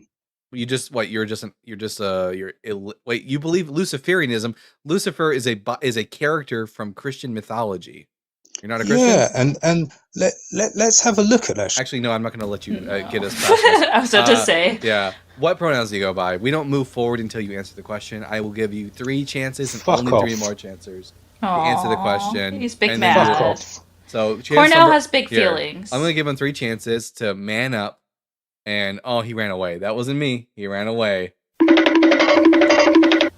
Cornell has big boy feelings. And we should all let Cornell know that his feelings are valid. But if you can't come up here and have a conversation, then you need a timeout from the live. But I'm glad you chose to self time out. That showed big strength with you. Yeah. My God, just a bunch of crash out queens coming up today. Hopefully, we'll get like a Christian who acts like an adult. That is okay, dear Jesus, if you exist, stop sending all your shittiest warriors. Amen. All right. Warrior for Christ. I'm going to ask you 3 preliminary questions and then we'll get to the conversation. Good afternoon. Question number 1, are you at least 18 years old? Yes, sir. I'm 30. And question number 2, what pronouns do you go by? Thee, thou. Thee and thou, that's you. Thee and thou. Yes, sir. Those both mean you, so. Those are my pronouns. Thee and thou. Incorrect. 3rd person pronouns. Thee, thou, and thine. Nope. That's what I go by, so you don't accept it? I will drop you if you don't answer correctly. Oh, he doesn't accept my pronouns. Correct. Warrior? Yes. Like, I don't know. I do the King why- James pronoun.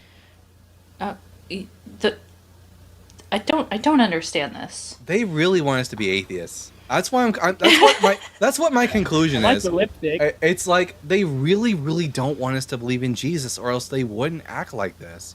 Like when I was a Christian, I would have been so embarrassed by other Christians coming up and acting like this. It's insane. I would never in a million years have acted like this. I would have just said fucking he and him, which were my pronouns, and moved the fuck on instead of acting like a 5-year-old.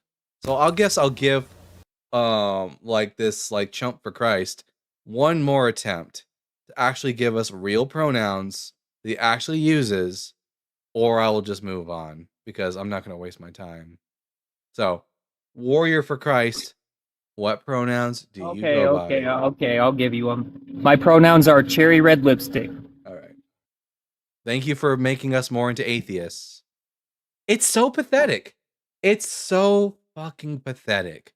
Like, all of you Christians who come up here and act like this, you give me not only 0 reasons not believing in your God, every single one of you are one more reason for me to be an atheist. I would not want to become a Christian if it means becoming like you, becoming so disingenuous that by the way, when you refuse to answer the questions like that, that is in fact you running from the conversation because you're all cowards. Every single one of you. And I just want to say, this is Sunday. It's why is it on Sunday do y'all choose to display your horrid behaviors? It's like you come out of the woodworks on Sundays. You don't tip at restaurants. You badger people in public. Like, this is a known display within retail on how Christians act. All right. So, I'm going to bring up Mario now. Mario, I am going to ask you the same 3 questions I ask everyone. You have to answer the questions. Hold on. Or you do get nobody said go in the kitchen, lady. See, I'm up here and I can easily just do this to you, nobody. So, how about you go to the silent part of the chat? Yeah. All right, Mario. Please, for the love Hello? Hey! Hello? So, anyways, Dalton, you want to play Baldur's Gate 3 again later? Hello? Yeah, absolutely. It's going to be a good time. Anybody home? Yoo-hoo! Hero, are you at least 18 years old? Hello. Yes. What pronouns do you go by? He, him, I guess. See, Christians, that's how it's done. And question number 3, Sorry? do you believe in a God? And if so, which God? I think I'm a bit agnostic at the moment, and I'm a Christian background. All right, that explains it. That's why you're smart enough to answer my questions. So, do you currently, so you don't know whether or not you hold to a God belief right now? Questioning? Again, I'm agnostic, so I'm again going to Christianity, yes, but agnostic still. What sort of threads are keeping you close to Christianity that we might be able to snip for you? I think it's because I've grown up in it. I don't think my mind like went far. I would say I was an atheist for 11 years, but I don't think my mind went far even in these 11 years. So when I became agnostic, I think my first thing is Christianity, like the first knowledge of God for me. So I started searching in that. Uh-huh. And is there anything in particular that's keeping you like from just being able to go, yeah, I'm an atheist? Because I think that even being an atheist, when I've been an atheist, I think it was the best way to continue going to God, I guess, because I feel like most of the Christians are not actually know Christianity very well, and I think this is one of the challenges. Like, I would believe that everyone has their own challenge with God, and even when Christianity says, okay, anyone else would go to hell, it's wrong, because even Christians are not fully knowing him. They're just knowing him from like whatever people said around them, like when they grow up. So no one actually knows him until you actually cleanse what you have learned from like the people around you, and try to know him your own way. I would say that. Does that make sense? Yeah, okay. What is it that makes you think that there could possibly? Because I don't have any real reason to think that there is a God for us to shoot toward. I think that without God, you would have an end to curiosity somehow, or to the level you want to grow in. Somehow, when I thought about God, when I tried to investigate this, somehow I learned more about myself in a way. I am super curious though, and I push and I move upwards all the time, and I don't have a belief in God.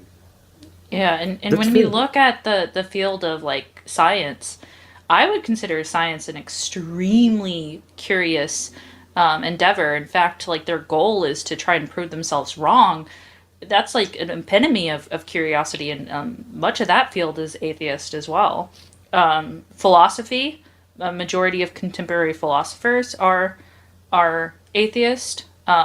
Most of these fields where they're seeking knowledge, you do find a widespread atheism. Yeah, so seeking knowledge is not what I'm saying. So more knowledge is good, yes. But what I'm saying is to know about yourself more, which is actually but that's knowledge. To know anything is knowledge, and to know about yourself is still knowledge. The field of philosophy, so there's the philosophy of psychology. That's knowledge. It's knowledge about humans, and looking introspectively towards yourself. Yes, Mika, you have permission to plug as well. Sorry, I just got a DM. I need to request that. Thank you for reminding me. I will do so in a minute. Okay, so I think you're right. Yeah, it's an external knowledge anyway. But I don't know how to describe it. So it's a way of saying, okay, I'm in this stage in my life, and I need to move to the next step. And it's not about again, if we cleanse out Christianity, so it's not about like sins and I should remove my sins or like done with them or something like this. No, It's about I want to know God more, so I want to know myself more in order to know God more. So it's a bit of knowledge. I'm not sure it's a I mean, philosophy or psychological thing. well, the problem with knowing God more is that kind of requires for God to exist. You can know about the concepts of deity and gods from different religions and philosophy and stuff like that, but to actually know someone, they have to first exist. Yeah, that's the thing. I don't believe right now he exists, but I believe that the ways that I'm trying is to understand more and more, and the belief come at last. And that's why I'm saying you should cleanse yourself from the knowledge of God and the belief from the belief of Him, that you have grown up in it, and do your own thing, which actually the belief is going to come last. It's not going to come first, as he say, or as he claim it. I'm confused because on the one hand, it sounds like you're saying you don't believe in God. On the other hand, you're telling me that I need to cleanse my knowledge of God so that I can come to a belief in God. I would say so you could have a healthy relationship if you want. But you can't with have a God. healthy relationship with someone if they don't exist. You are correct. The thing is, with my life, I think this is based on my experience. I'm not claiming to know anything, but this is based on my experience. Is that even when you are honest with yourself about your beliefs, if you don't believe in God, even that's being honest with yourself, which is I really appreciate in people that are atheists. Anyway, but if you're being honest with yourself and you're trying to know more about what you don't know, maybe whatever is the knowledge that you want to know it, and you actually would become closer to God. You can't become closer to God though if he doesn't exist.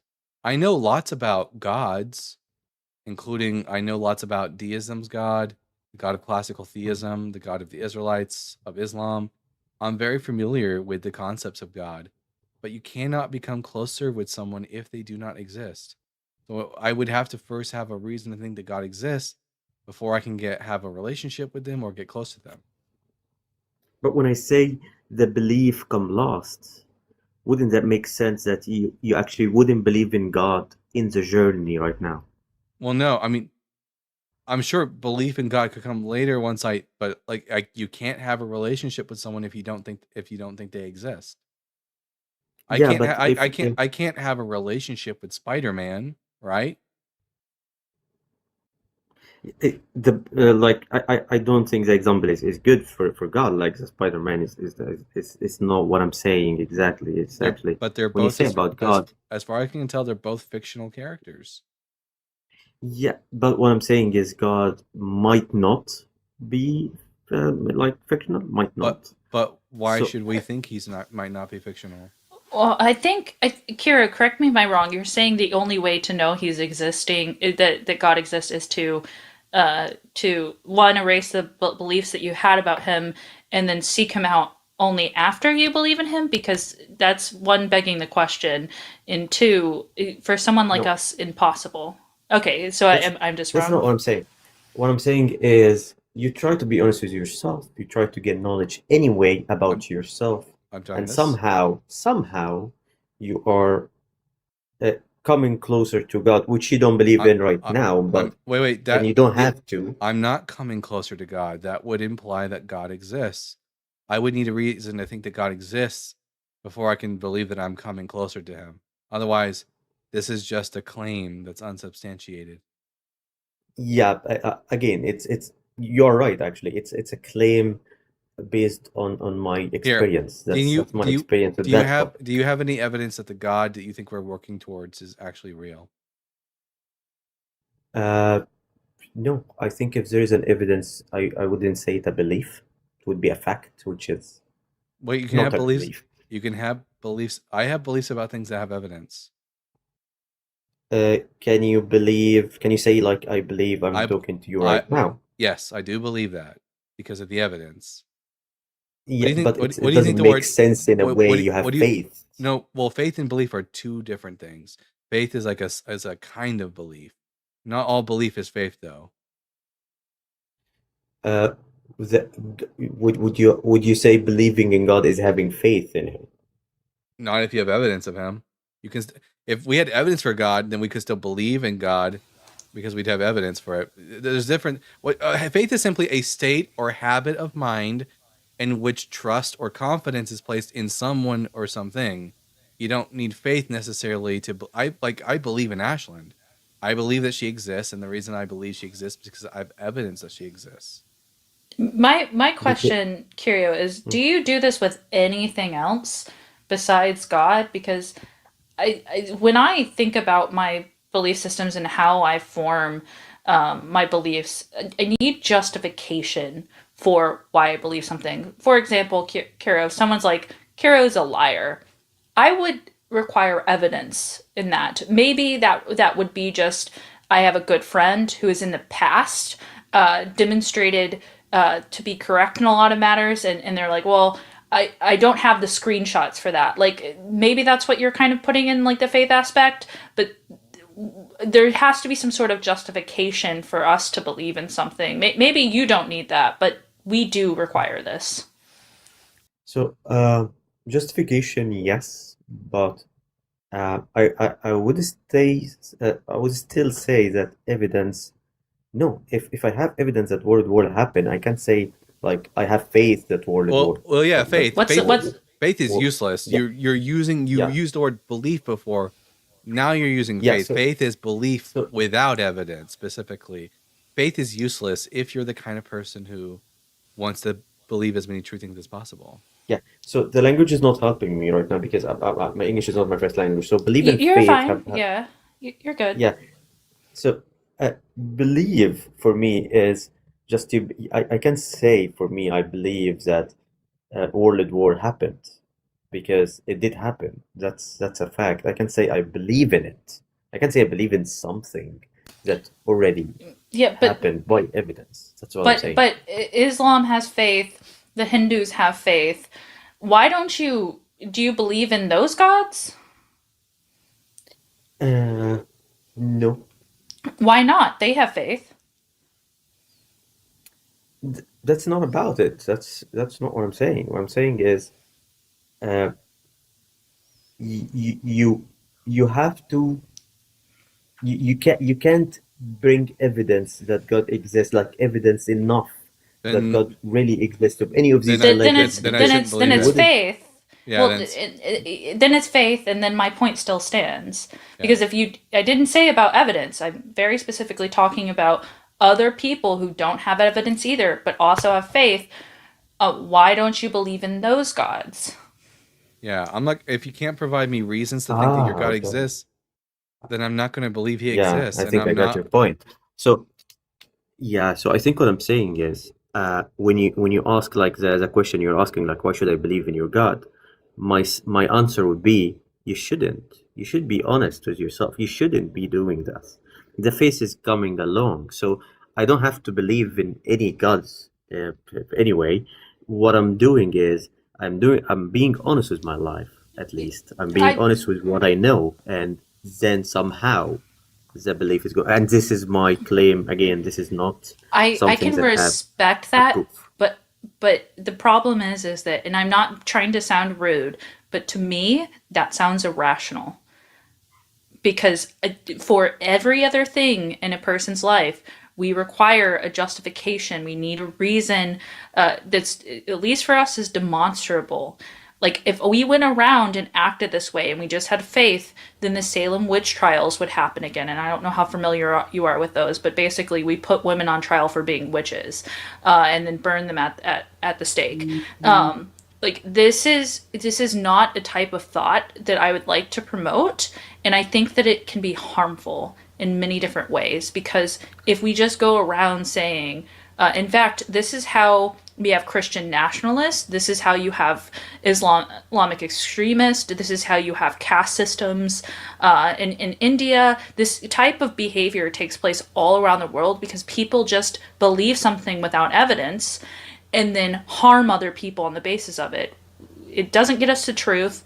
It can be extremely, extremely detrimental to human flourishing.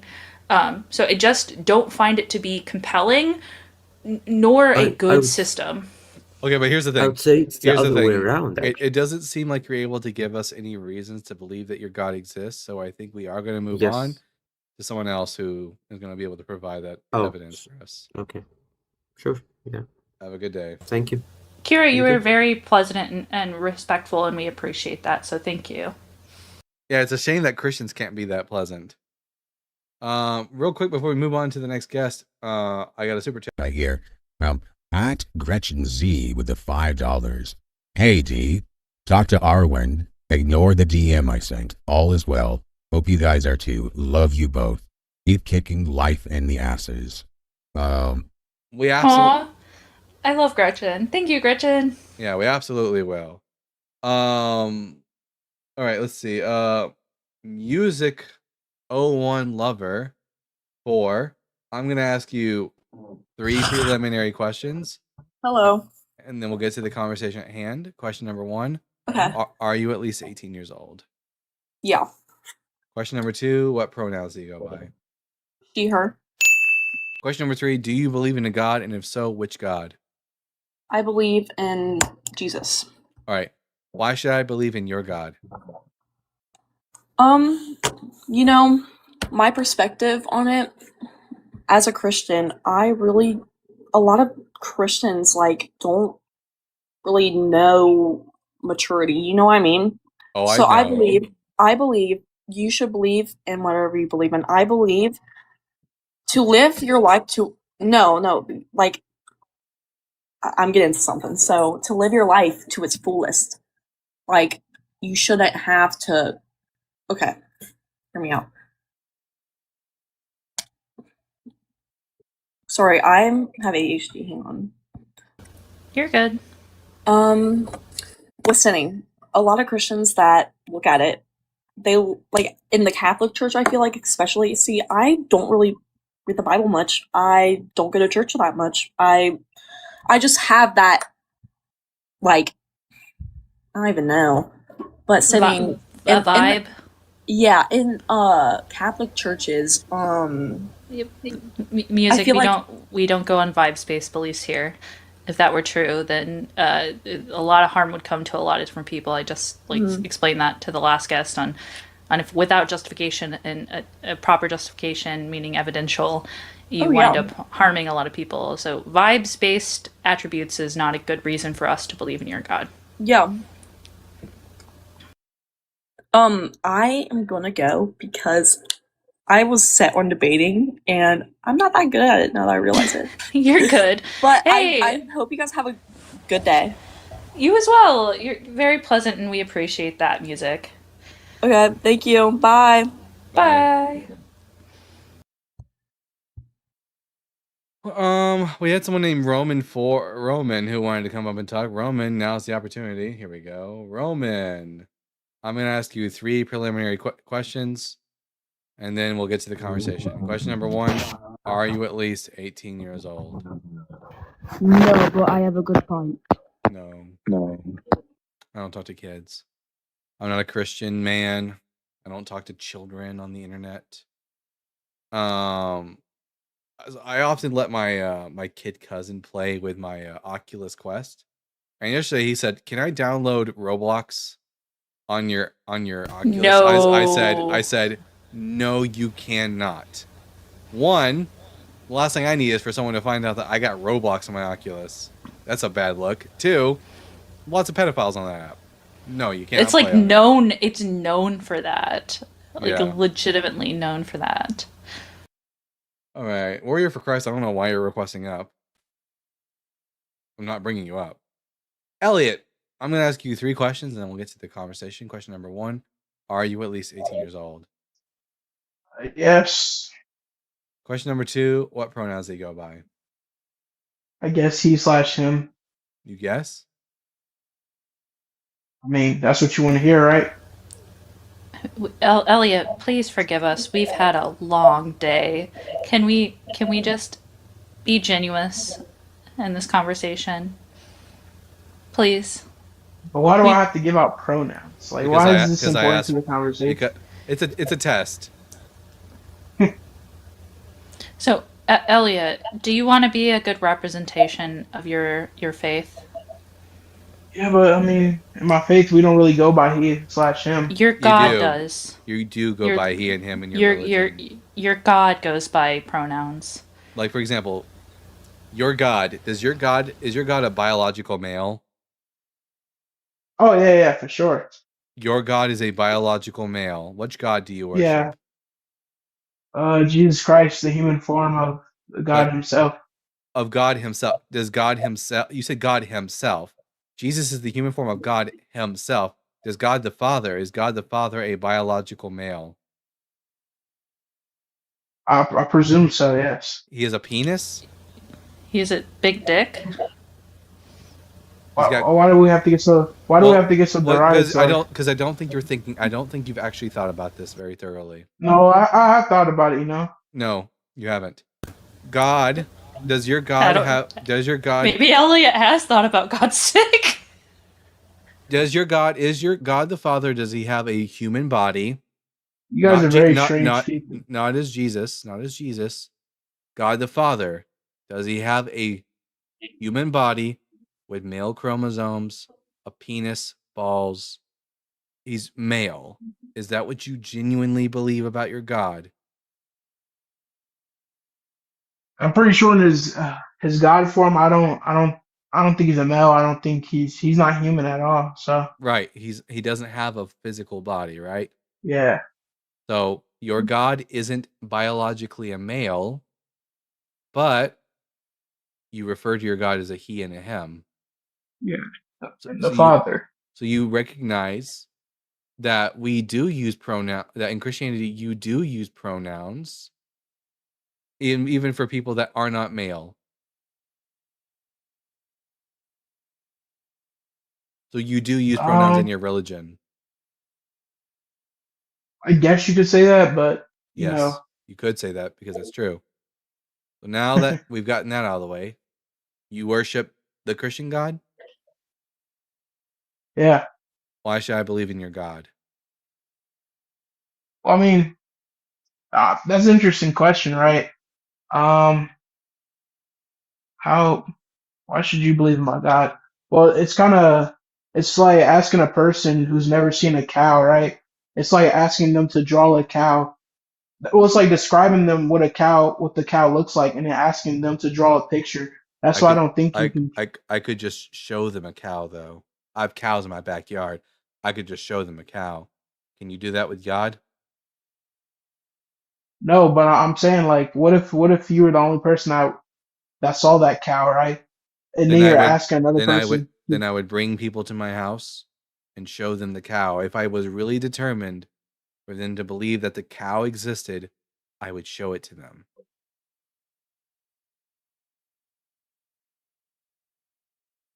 I mean, no, that's very interesting. There's like a lot of like archaeological like evidence that God existed because Like you know what? me personally, I don't believe like well, there's witnesses that saw him rose from his tomb, correct? Incorrect.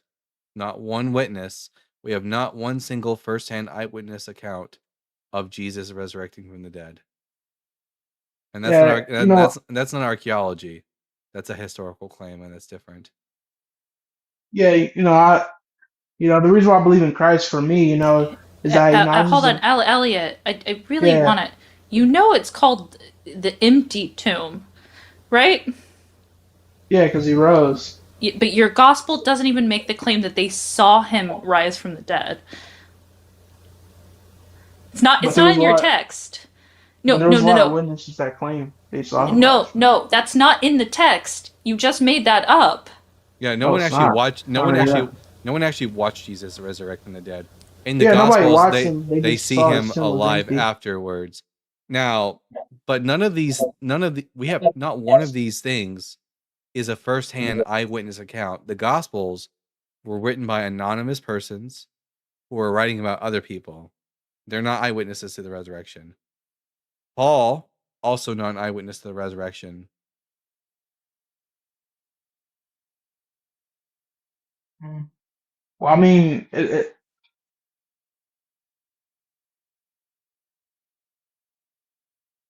Well, I mean, it's kind of hard to, to prove to you that Jesus is real. It's because, I mean, there's a lot of evidence, right? Because a lot of his prophecies have been fulfilled, right? Like what? Well, we can talk about the burned city that Jesus was talking about. Um, The scatterbrainedness of this. You're pivoting from claim to claim to claim. And when you lack evidence, you're just shifting it elsewhere. Do you realize that you're doing this? well, pivoting necessarily is not a bad thing, right? It's just like, But you're it's not that it's a bad thing, it's that how deeply that you're doing it, because when we ask you a question, you can't provide evidence, so you have to shift focus elsewhere.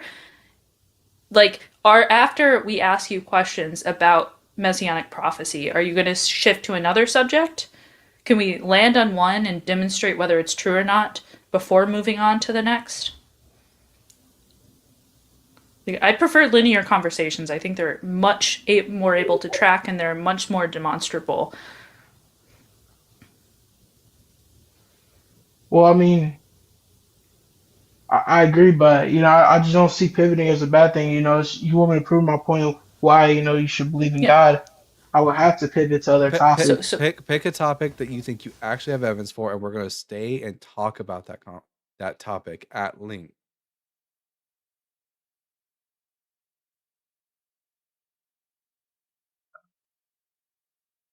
Okay, I have a question. Can I join back? Sure. All right, thank you. I'll be back. All right. Corey. And Teresa, Hello. I don't always insult people, only if they're deserving of it. It's and you didn't insult the last guest once. I didn't insult him at all. Trust me. If anyone insults anyone around here, it's going to be me insulting people. Now, Corey Lee, I'm going to ask you 3 questions, and then we'll get to the conversation. Question number 1: are you at least 18 years old?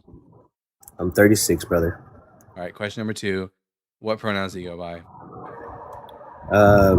Him. And question number 3: I apologize. I'm not too sure with all that. What God do you worship? What God do you worship? Yahweh. All right. Why should I think that your God exists? First of all, let me thank you for having me up here. I appreciate it. And thank you for the open conversation. This is really nice. And secondly, I want to tell you something you're probably not used to hearing. You don't have to, brother. You don't have to be. Brother, not only am I used to hearing it, I'm fucking tired of hearing it. Every goddamn Christian comes up and goes, "You don't have to." Motherfucker, I know I don't have to. I'm asking you to provide me evidence. Okay, so I will do that. But first of all, let me tell you this, because I want you to understand where I'm at. You don't have to believe, brother. It's your choice. I'm aware. I'm aware. Well, I don't know that it's a choice. It's not a choice. Yeah, it's not a choice. So can I? So can I ask you a question? Corey, may I ask a question? then? Hold on. May I speak, please? Yeah. Okay. Yes, ma'am. Go ahead. I appreciate that. You at least you're courteous. I appreciate that. We literally hear this when we do lives at least 5 or 6 times a day that we don't have to. In fact, some people tell us not to believe in it. So I know that what you said you thought was like all of a sudden profound. I hate to break it to you, it is not. I'm about to. I am this close to putting up underneath the prompt. Do not fucking tell me I don't have to. I know. That's how. It could probably get annoying. I totally understand, brother. I get it. I get it. I get it. And also, our just FYI, you sound very courteous. We've had low patience because at the beginning of this live, we had people tell us that they were taking a shit, and the live reminded them of it. Like, we have people that come up all the time and say just atrocious things, like that I should shut up and get back in the kitchen. This happens. Oh my goodness. Yeah. So it sounds like you're not on that board. So that's awesome. Do you have evidence for your God? So I only have one. Well, I have a couple things, but I'm going to present you with this. So back in the day, there was a Roman scholar by the name of, and I'm pretty sure you probably heard this because you guys have probably been on here many times, and I'm sure you know where I'm going with this. And forgive me if I mispronounce the name, but I think his name was Titius or something like that. He was a Roman. There you go. So that would be my 100% evidence, because listen, other than historical evidence that was written down. What do you think that's evidence for, though? That a man who claimed to be the Son of Christ and was crucified for that being.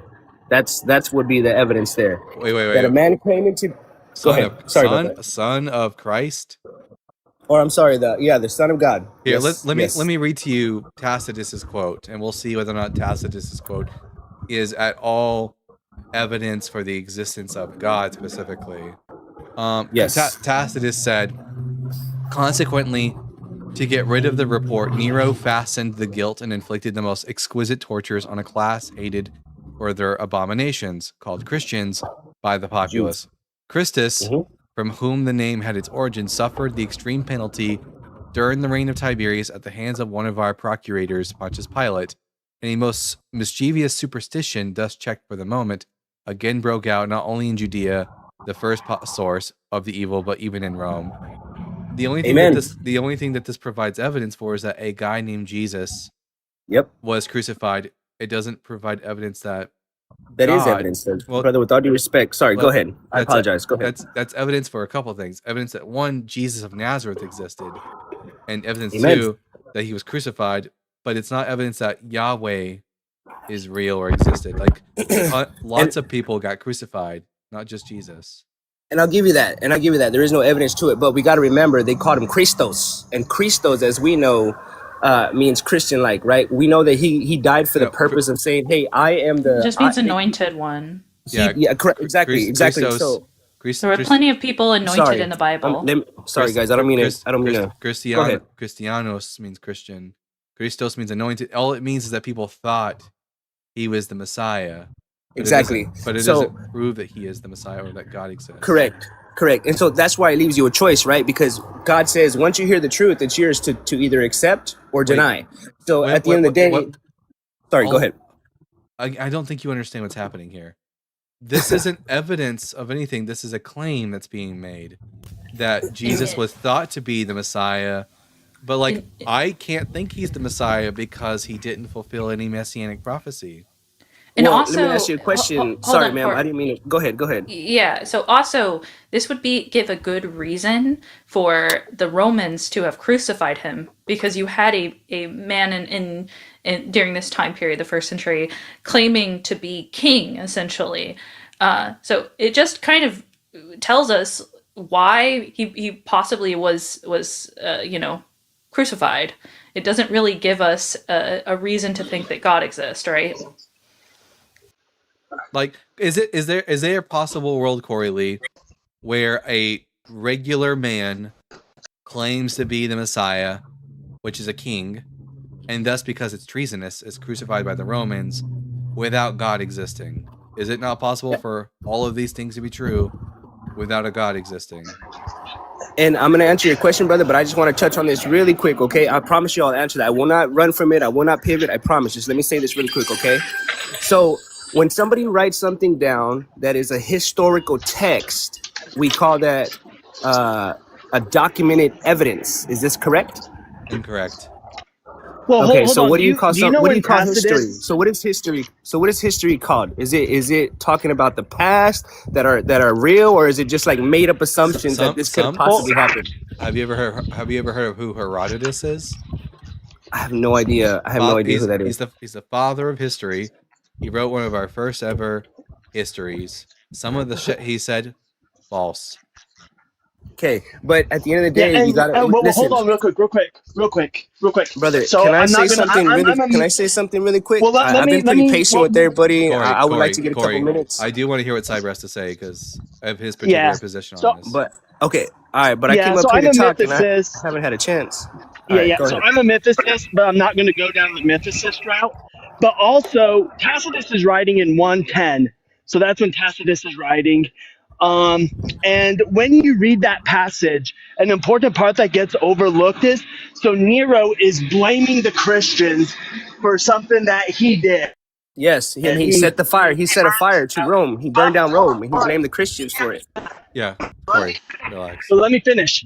In Tacitus's writings, he says, because Nero blamed them, this sparks an investigation. And when they arrest a bunch of Christians, they admit guilt. Tacitus says they admitted to doing this and they tattled on other people. So if you're accepting Tacitus's writings, then you also have to accept that the early Christians in Rome were little domestic tea groups because they admitted to lighting Rome on fire. Well, let me explain to you why that was even an issue in the first place. Because when Christianity came in the Romans' mind, they were overthrowing. Because remember, the Romans they had different gods than the Israelites, so on and so forth, right? So at the end of the day, like I said, I'll accept all parts, brother. I'm not denying nothing, because in order for you to understand everything, you gotta accept everything. You gotta look at everything. You gotta understand Hold on. everything. Do you think Rome gave two shits if you worshipped other gods? Yes, that's why they destroyed Jesus. No, wait. You are aware that Judaism was a legal religion in the Roman Empire, and Yes, it was for a while. Okay, yeah, so guys, okay, Even but if that's the when case, then even while Christianity was around, Jewish people Yes. were fully allowed to worship the God of Israel with zero problems in Rome.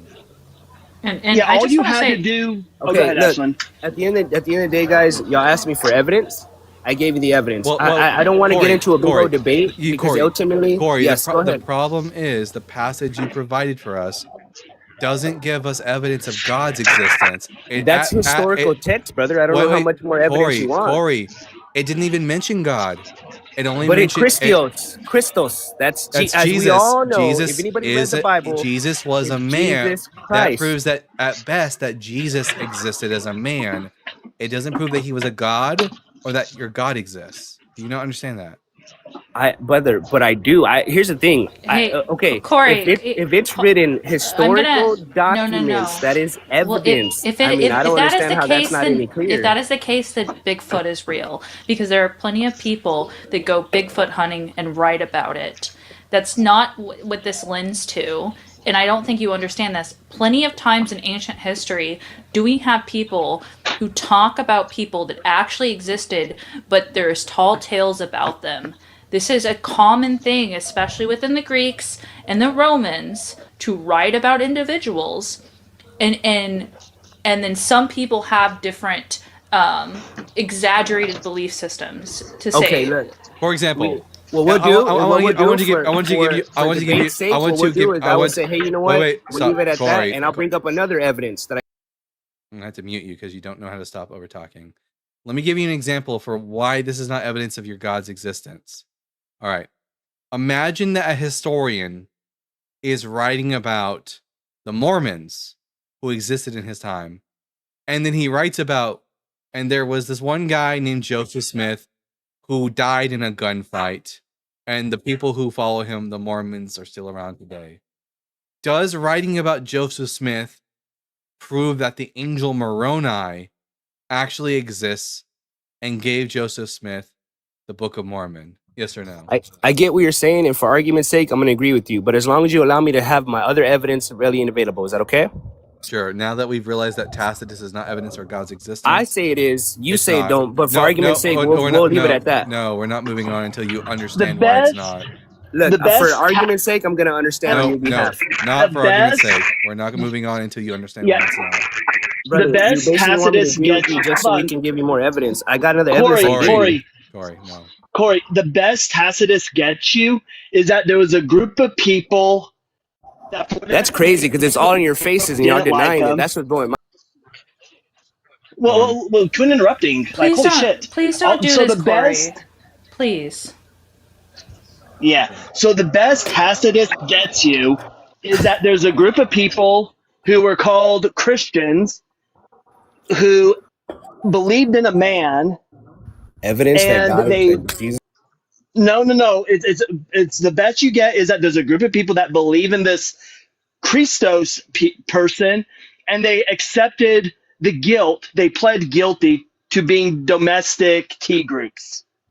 Okay. That so- doesn't prove that if a that Mormon- doesn't prove that their God exists. Okay, guys, I get your Okay, point. well, And if no, you want to say Corey, that, then we'll leave it at that. Corey, if a Mormon came up to you and said, "I believe in the existence of the angel Moroni who No, gave the answer is no. The answer is no. Okay, but this historian And the talks answer is about- no to what I said too. And the answer is no to what I Mor- said too. Corey, we're not going. I know you want to skip past this. We're not skipping past this. It's not happening. So you need to relax, and you need to listen to what I'm saying. Only once I understand that you understand why Tacitus is not proof of your God, then we move on. So, a Mormon comes up to you and says, Corey, I believe in the angel Moroni. I believe that the angel Moroni existed. And the reason I know that the angel Moroni existed, Nini, and the reason I know that the angel Moroni exists is because this historian mentions this guy named Joseph Smith who was killed, and he mentions his followers, the Mormons. Why would that not be evidence of the angel Moroni existing? It's not evidence, brother. Okay, it's not evidence. Explain it to me. Why is I it don't not know. evidence? It's not evidence because no one has an eyewitness account that happened to Joseph Smith. Boom. That's There you not go. true. That's not true. You're not But that's what familiar- you- you're not. There are No, people. I don't know about there the were Mormon, people. buddy. There were people from the time of Joseph Smith who made claims that they saw the golden tablets and all kinds of bullshit. Okay. Now the Yeah. question is, we're not talking about that though. The question Yeah. is, would the thing that I brought forward, the historian mentioning Joseph Smith and the Mormons and his death, be evidence that the angel Moroni existed? No. All right. Do you understand why now? How that's Yes. analogous? Explain to me how Yes. that's analogous to the Tacitus thing. Because it's a witness account. There's no evidence showing these things happened. Of what? No, it's that you don't understand. Okay? The reason why Brother, Tacitus then is feel not free to fill me in. the reason why Tacitus's account isn't evidence for God is for the same reason why the historian about Joseph isn't evidence for Moroni, because the historian doesn't mention Moroni. He doesn't give any evidence of his existence. He only mentions Joseph Smith and his followers. In the same way, Tacitus mentions Jesus and he mentions the Christians, but he doesn't provide any evidence of God's existence, because you realize that is it fully possible for a guy named Jesus to exist, him not be the Son of God, people think he's the Messiah, and then people like worship him later without Yes, God that's actually. possible. That's 100% possible. That's why Tacitus's example is not the example you gave us from Tacitus. And I get what you're is saying, not brother. I fight with my evidence for faith every God. day. I fight with my faith every day. Well, I get real what you're saying. But can I say real something quick, now let me that we give got past you- it? May I say something now? Hold on, Just a- Cyber. To be fair, Corey has been trying to say something, but Corey, I will ask Thank you you, to Ashley. I stay. appreciate it. I will ask you though to stay on the same topic until we are fully flushed out on this topic. So please do Yes. not go to another topic. Yes, ma'am. Host, have we gotten past this prompt here? Do you understand that Tacitus is not proof for God? I understand what you're saying. Yes. Okay, what I'm saying real quick is relevant to this, and then I can't even talk. I'm trying to talk, guys. Well, what I have to say is relevant to this topic, right? Okay, So you please go mentioned ahead. that there's no. Well, so you mentioned that there's no evidence for what Joseph Smith claimed, but again, and like Dalton said, that you glossed over, there are people who signed affidavits that say that they saw the plates. Joseph Smith, according to the tradition, according to their mythology, only had a third grade education and he couldn't read. And the fact that having a third grade education, that he was able to, if he made up the Book of Yes, Mormon, where I did that answer he the did host. it in, well, let me finish, that he did it in only 60 days. He couldn't have done that, right? There's also things that are mentioned in the Book of Mormon that due to Joseph Smith having a third grade education, he never could have known about concerning the Middle East, concerning things around America. So these are all things that Mormons are going to use as evidences as to why Joseph Smith did these things. Now that we understand why Now, may I Tacitus s- is not proof for God, you may now move on to provide what you think is actually a better evidence for the existence of God. Thank you, host. I appreciate that. And again, please, guys, know I'm here to have a really decent conversation. I apologize. I do get passionate sometimes, but just know that I come in understanding and patience. I promise. Okay. There are So three my of other- us. There are three of us and one of you. So I'm trying to equal the playing field, and I appreciate that you haven't reverted to name calling or anything like that. We're just all excited if we could take a breath and maybe slow our speech and get into a good headspace. It might make this conversation a little more sound. All right. Why should I think your God exists? Again, I'm not here to convince you, but let me tell you this. So, at the end of the day, let me tell you that. Let's say someone's been living 30 years as a drug addict. That's all they know all their life. And then one day they go to church, they give their life to Jesus, and then all of a sudden they have a new heart, new mind. They no longer desire drugs. Mind you, they've been doing it since they were kids, forever. Boom, boom. That's all they knew, all their life. 39, 40 years. That's all they knew. Then one day, someone invites them to church. They go to church. They realize that they've been living wrong. They have a new heart, a new mind, and they decide, guys, please, If someone, really quick. And they, hold on, guys, please. I've been giving. Hold on, Dalton. May I talk about this since this is my field? yes, Guys, please. if I can please finish what I'm saying. Corey, Just stop. take a breath. I'm gonna go Take off a on breath. Corey if you don't stop. Yeah, well, Corey, that's one really problematic forms of evidence. When we look at recidivism rates, Guys, I'm which trying means to. Okay. I go ahead. know recidivism rates among individuals that believe in higher powers or don't, like things like AA. There's no significance in this. Like, I don't know if you have a data set that I'm unaware of, but believing in a God isn't the causality here. You're talking about correlative power or correlation. What can happen, and we see this outside of religion, is that people gain community attributes, they gain support. These are very important factors when dealing with substance use disorder. It doesn't mean that your God is real. It just means that there is something about these community attributes that are allowing someone to escape that. Now, they may attribute this to God, but that's not where the evidence lies. Okay, now, may I say something? If a Muslim, if a man said that Guys, he you was haven't let a- me talk once. That's not true. That's factually not true. Now, if I tried, if y'all a guys man, keep interrupting me. Corey, if a man was go a ahead. terrible drunkard, and then he went to a mosque, heard about Muhammad in the Quran, and he changed his life for the better, and he was never touched a single drop of alcohol for the rest of his life and lived a better life, would that be evidence that Islam is true? Okay, can I say something before I answer the question? Please. Okay, so let me tell you guys something, and this is as a whole, whether it's ANA, Drug Anonymous, Islam, Buddhism, Methodist,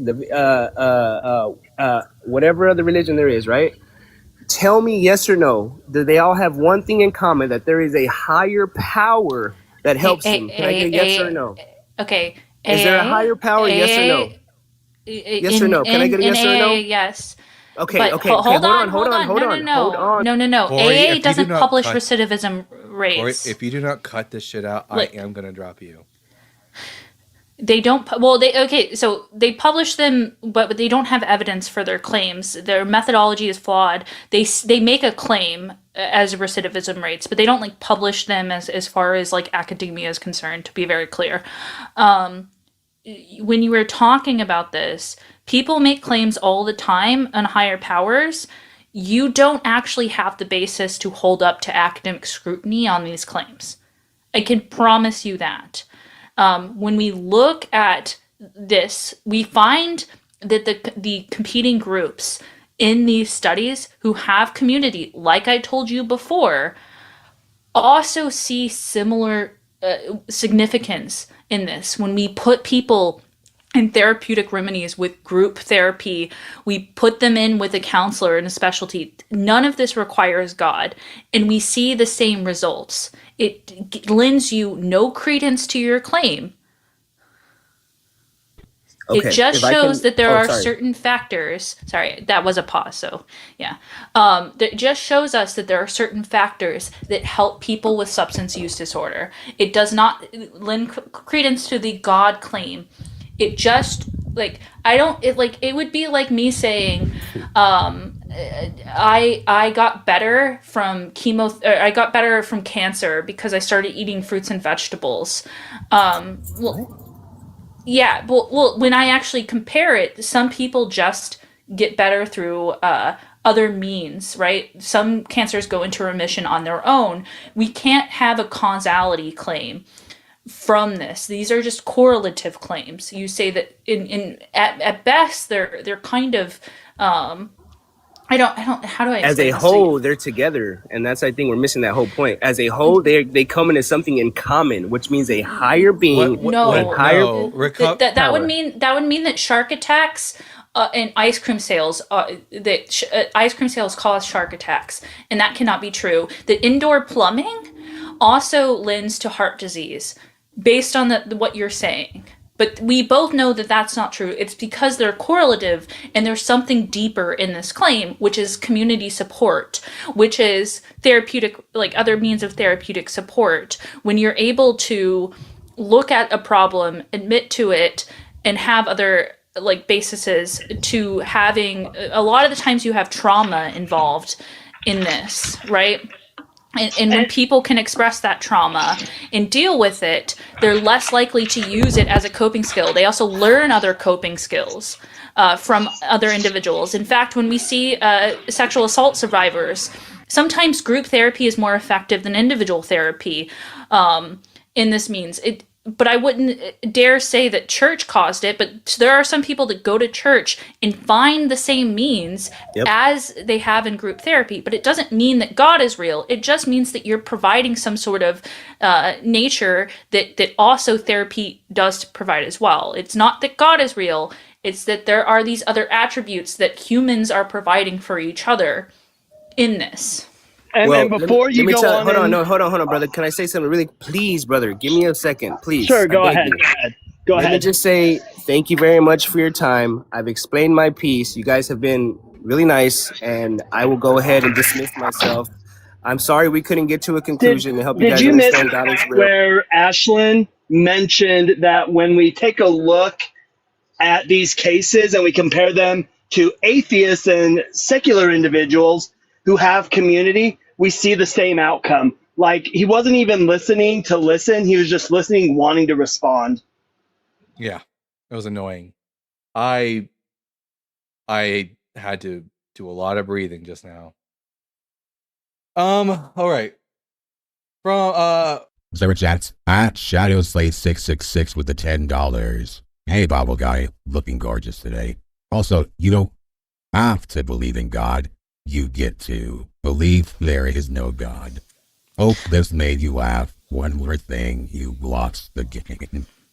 Dalton, you're I don't know if it's just for the panel, but if you're putting on your voice mod, we hear your voice, and then it's like slowly after we hear a dulled version of your altered sound. That's what I was just going to say. And also, whoever sent that, fuck you. But because I lost the game, everybody else lost the game. The rules of losing the game is that you have to publicly announce it wherever you're at that you lost the game, so that you cause other people to lose the game around you. All right. Now, whoever this next person this is, is I'm my just friend going. Mika. Okay, I'll just say. No. Mika wanted to come up to talk about. You know how I posted in the Discord. Oh, you probably don't. You don't pay attention sometimes. Mika is a friend of mine who needs some help from the community, so I said that they could come up. I hope that's okay. Go ahead, Mika. Hey, yeah, I'm a friendly. I just wanted to plug my mutual aid request in the Discord server. My family is going through some stuff, and all of my cleaning clients canceled for me this week, so I didn't have any work. And rent is coming out tomorrow, so we're going to be in the negative in the account. So anything that you could contribute would be deeply appreciated. Could you plug your in the chat? Could you plug your accounts, the Cash App, PayPal, Venmo, and all of that, please? Is it gonna censor, or I'll try. Yeah. It shouldn't. We did it with Arwen. Sorry. Great. All right. Yeah, you don't have to keep me up for very long. I just wanted to let y'all know that things are hard right now, and we could really use some support. I'll go ahead and put my stuff in the comments. Everyone, do what we did for Arwen. Reach out and show the Christian community that we're better than them, and we're more generous, and that we actually help our people out. So everyone help out Mika, and you can find more of this information on the Discord as well. Also, Mika and is your partner still Finn? Yes, Fen Okay. Interim is my partner. Yeah. Finn has been a long time viewer, OG follower, and then I met Mika through that. Just good people. So yeah, and they live in a state where help is not necessarily readily available, unfortunately. I wish that it didn't have to be this way, but I also love the fact that we have a community that is able to help. So yeah, we appreciate anyone that is able to, or maybe just spread the word around as well.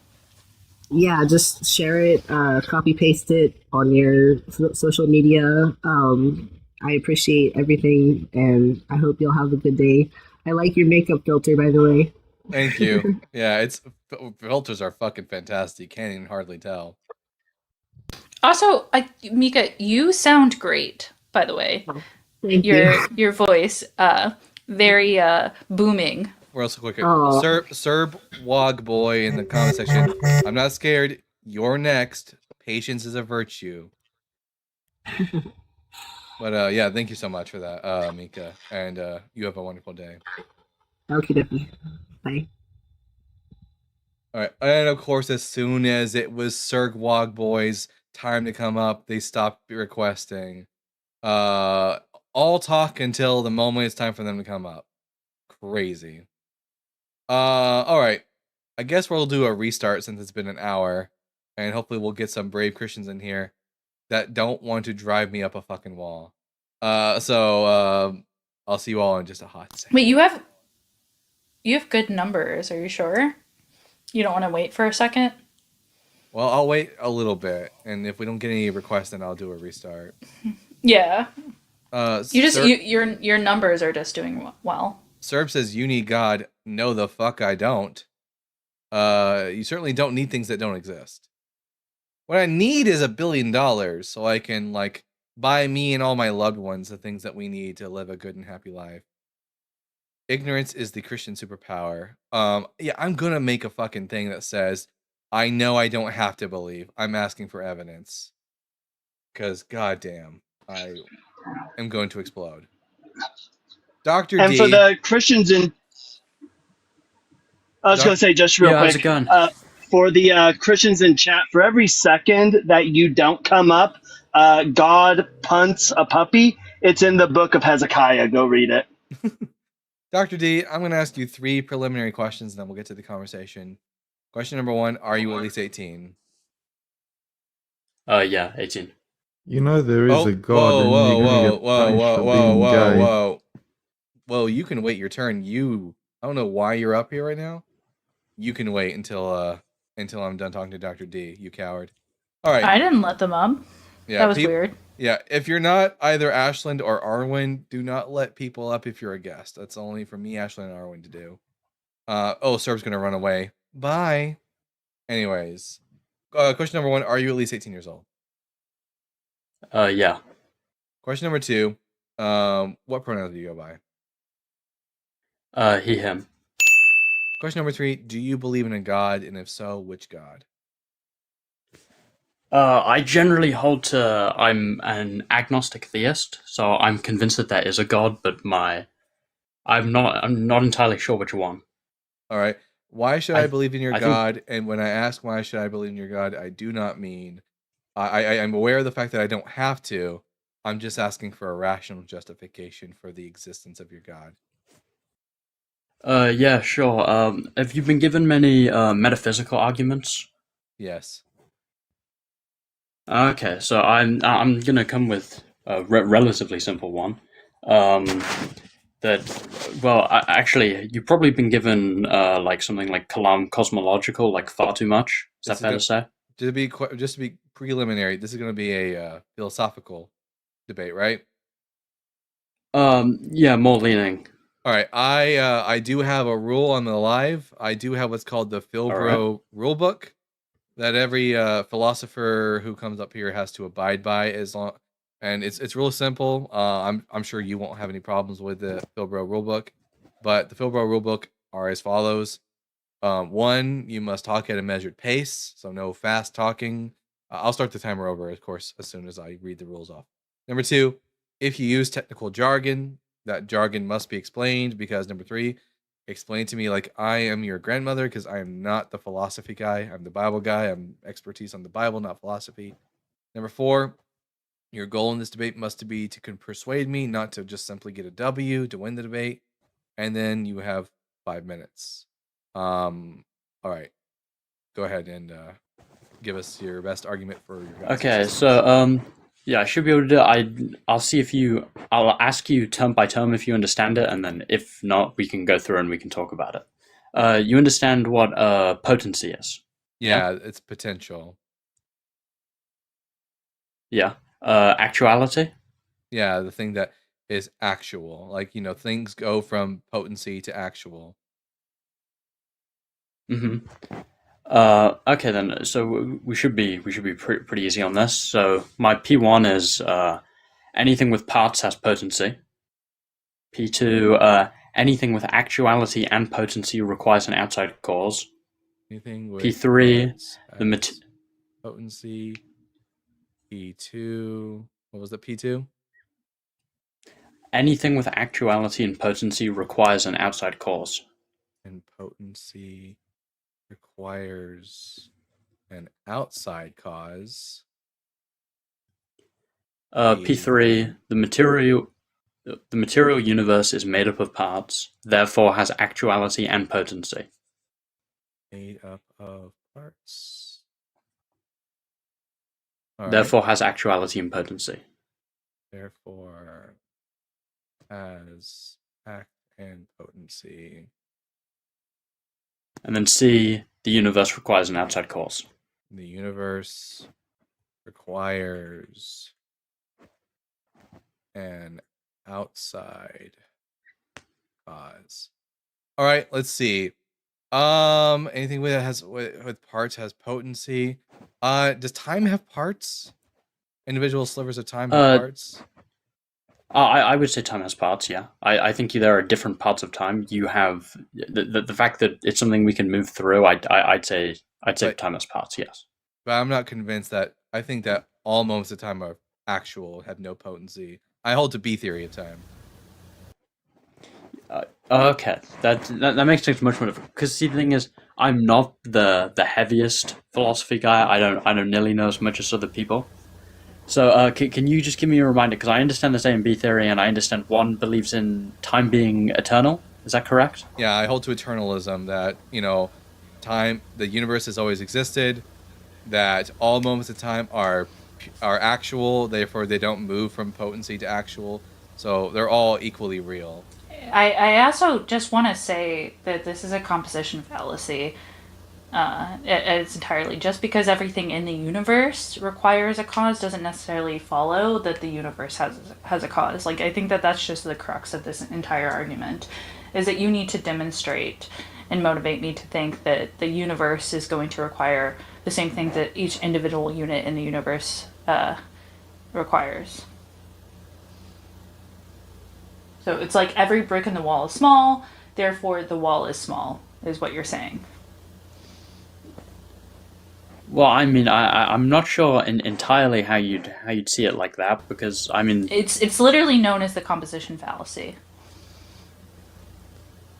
Are you able to actually? I can probably just pull up a definition here. Oh, let's see. Yeah, I mean. So then, what if I did like a sort of argument from motion type of thing? I would just say it's an infinite series of things which are potential becoming actualized over and over ad infinitum into the past and into the future. So can you explain to me a little more of B theory of time and how actions are able to go back infinitely?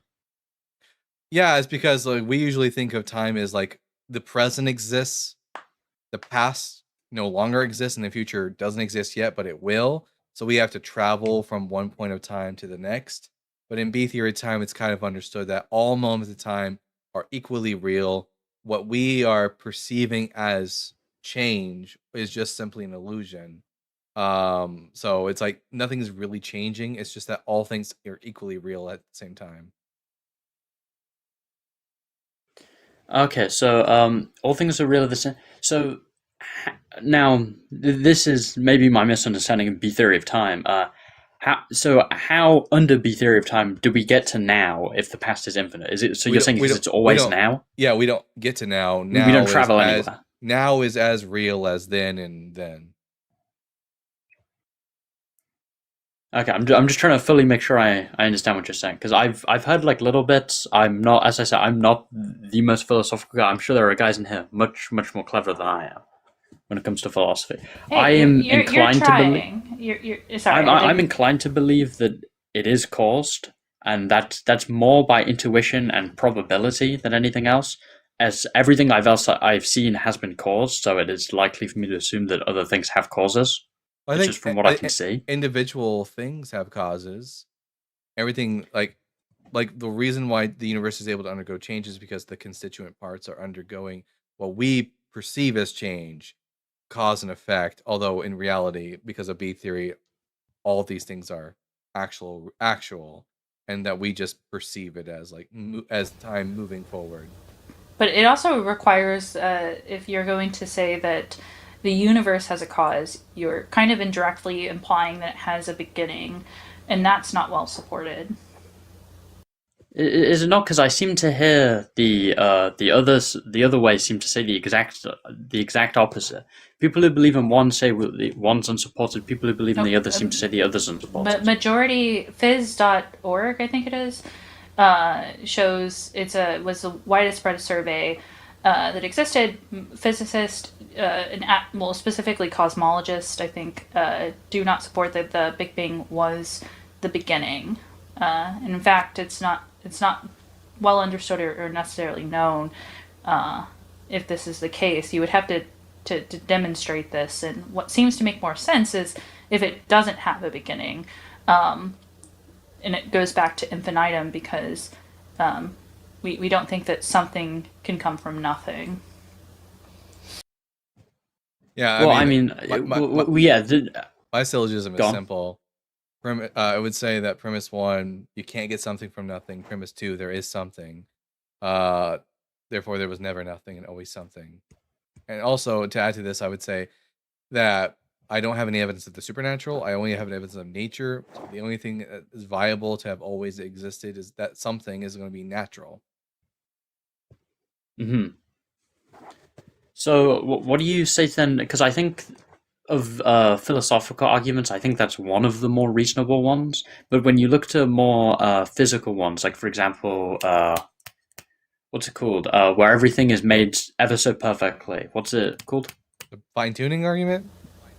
Yeah. Yes, fine-tuning is exactly what I'm thinking of. The problem There are some good fine-tuning arguments, but it depends on what fine-tuning argument that you're going to run. I think the fundamental problem with the fine-tuning argument is that, so when we talk about like how a guitar is finely tuned, it's because the notes could have been otherwise, and I'm not sure that the fundamental constants of nature could have been otherwise. Therefore, it's not like it's finely tuned. It's just that, as far as I know, this is the only way that the constants could be, possibly. I suppose in a sense that if everything is always, I can kind of see how you'd come to that conclusion. Yeah. Even if it had a beginning, we don't know, and I think that that's our best answer. It's not to falsely attribute to God with no evidence. So you're saying even if it had a beginning, you wouldn't be convinced, or am I wrong? You would have to demonstrate that to be the case. It could be that it's like self-starting. I don't know why God, especially that of the God of the Bible, that takes a massive leap to get to, especially considering how weak that God is represented in the book. And in fact, the opening of Genesis says that there was something. I think he said he wasn't a Christian. Oh, okay. I apologize. I'm more. I'd love to actually hear what you're saying about how weak this God is. Yeah. Well, first off, in Genesis 1:1, there were three things present at the start, right? The Dalton, refresh me. The earth, my the brain. darkness, and the water. Like the God in the God in the Bible doesn't create ex nihilo. That's a post-biblical philosophical innovation. He also can't give the Israelites the help that they deserve. So like he tries to help the Israelites, the Judahites, conquer the people of the hill country, but the people of the hill country overcome them because they have iron chariots. Also, like the Moabites end up, God tries to help the Israelites conquer the Moabites, but the Moabites ended up winning over the Israelites because the Moabite king offers a sacrifice to his god Chemosh, and then wrath falls on the people of Israel, and they have to retreat. There are just small examples like this where, in the earliest sections of the Bible, where God's a bit more limited in his power because the authors of the Bible had not yet developed the idea of God as being this omnipotent being. Mm.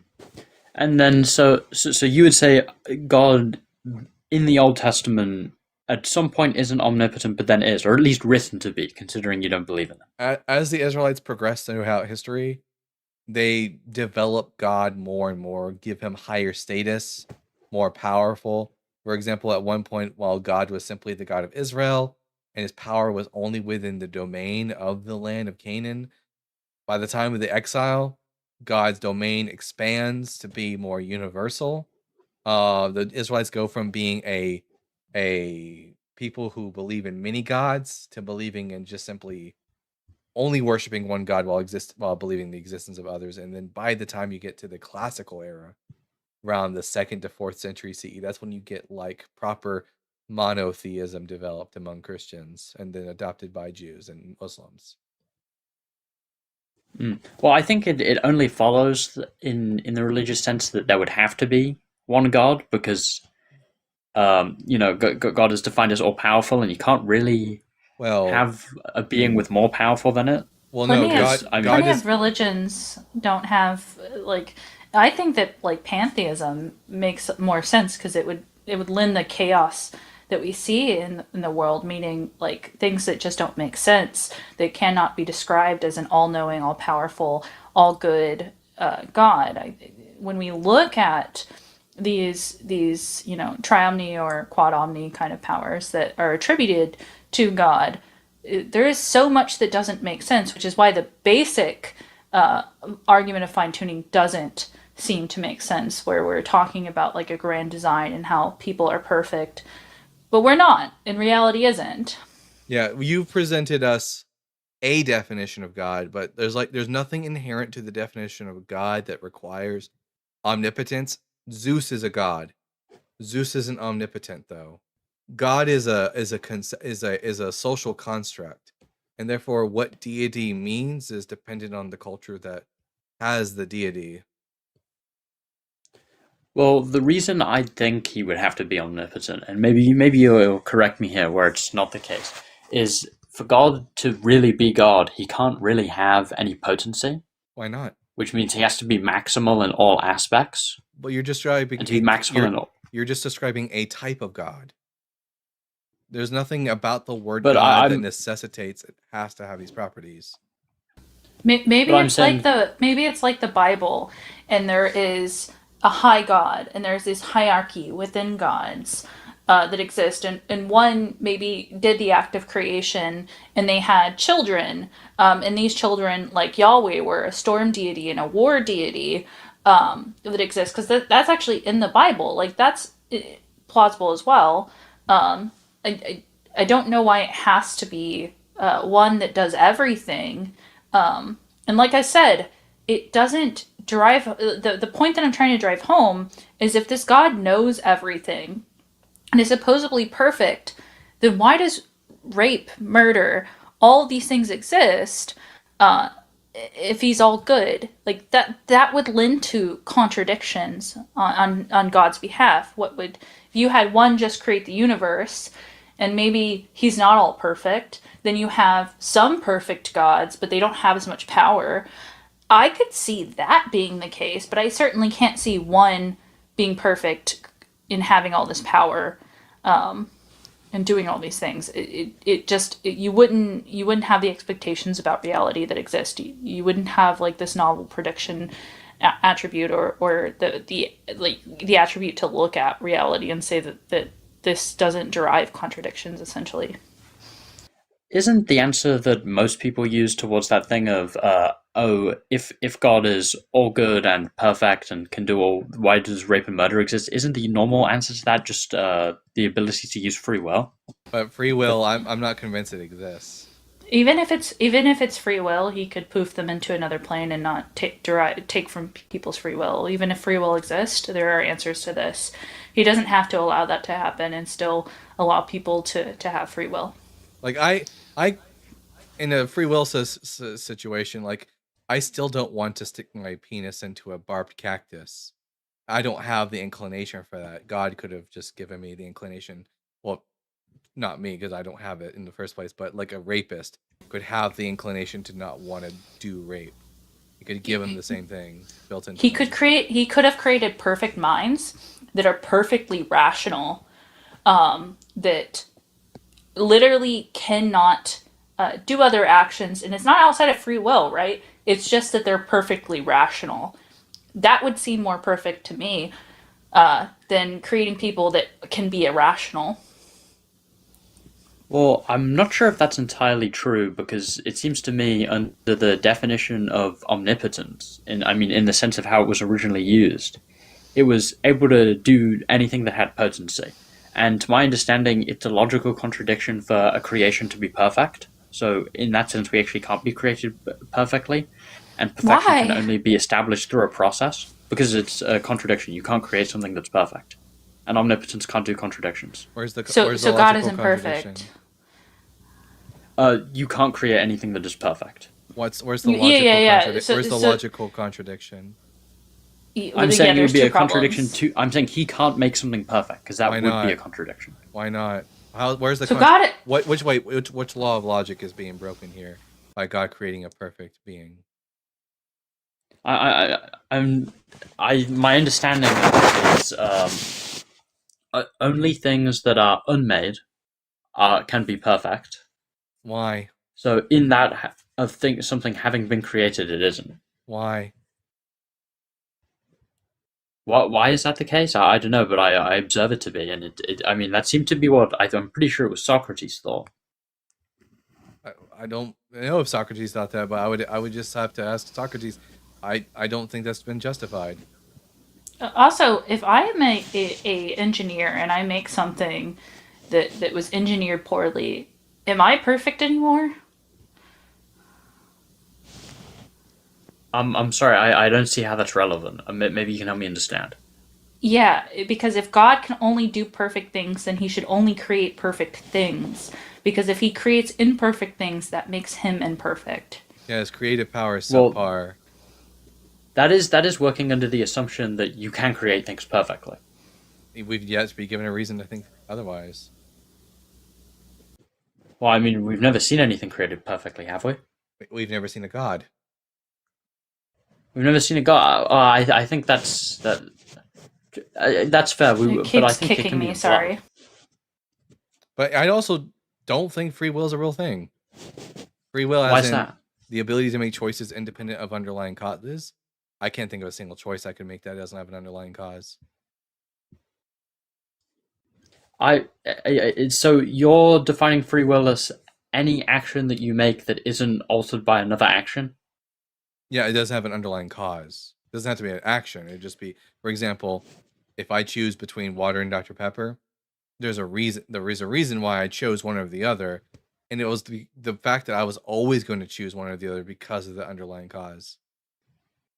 So you couldn't have made a different decision? No, I couldn't have.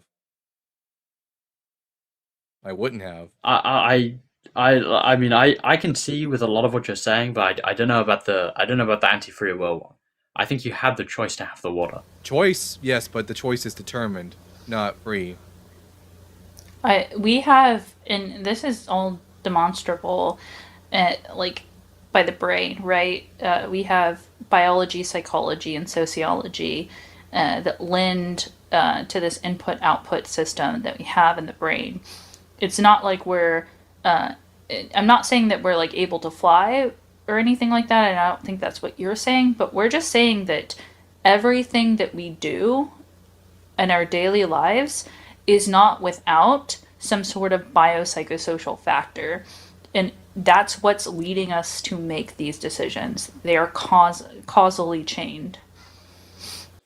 Well, I certainly grant that there are factors that play into you making X decision, but I don't think that can imply that you couldn't have made the other decision. Because I believe that, B theory of time being that all moments of time are equally real, past, present, and future. The past and the future already exist.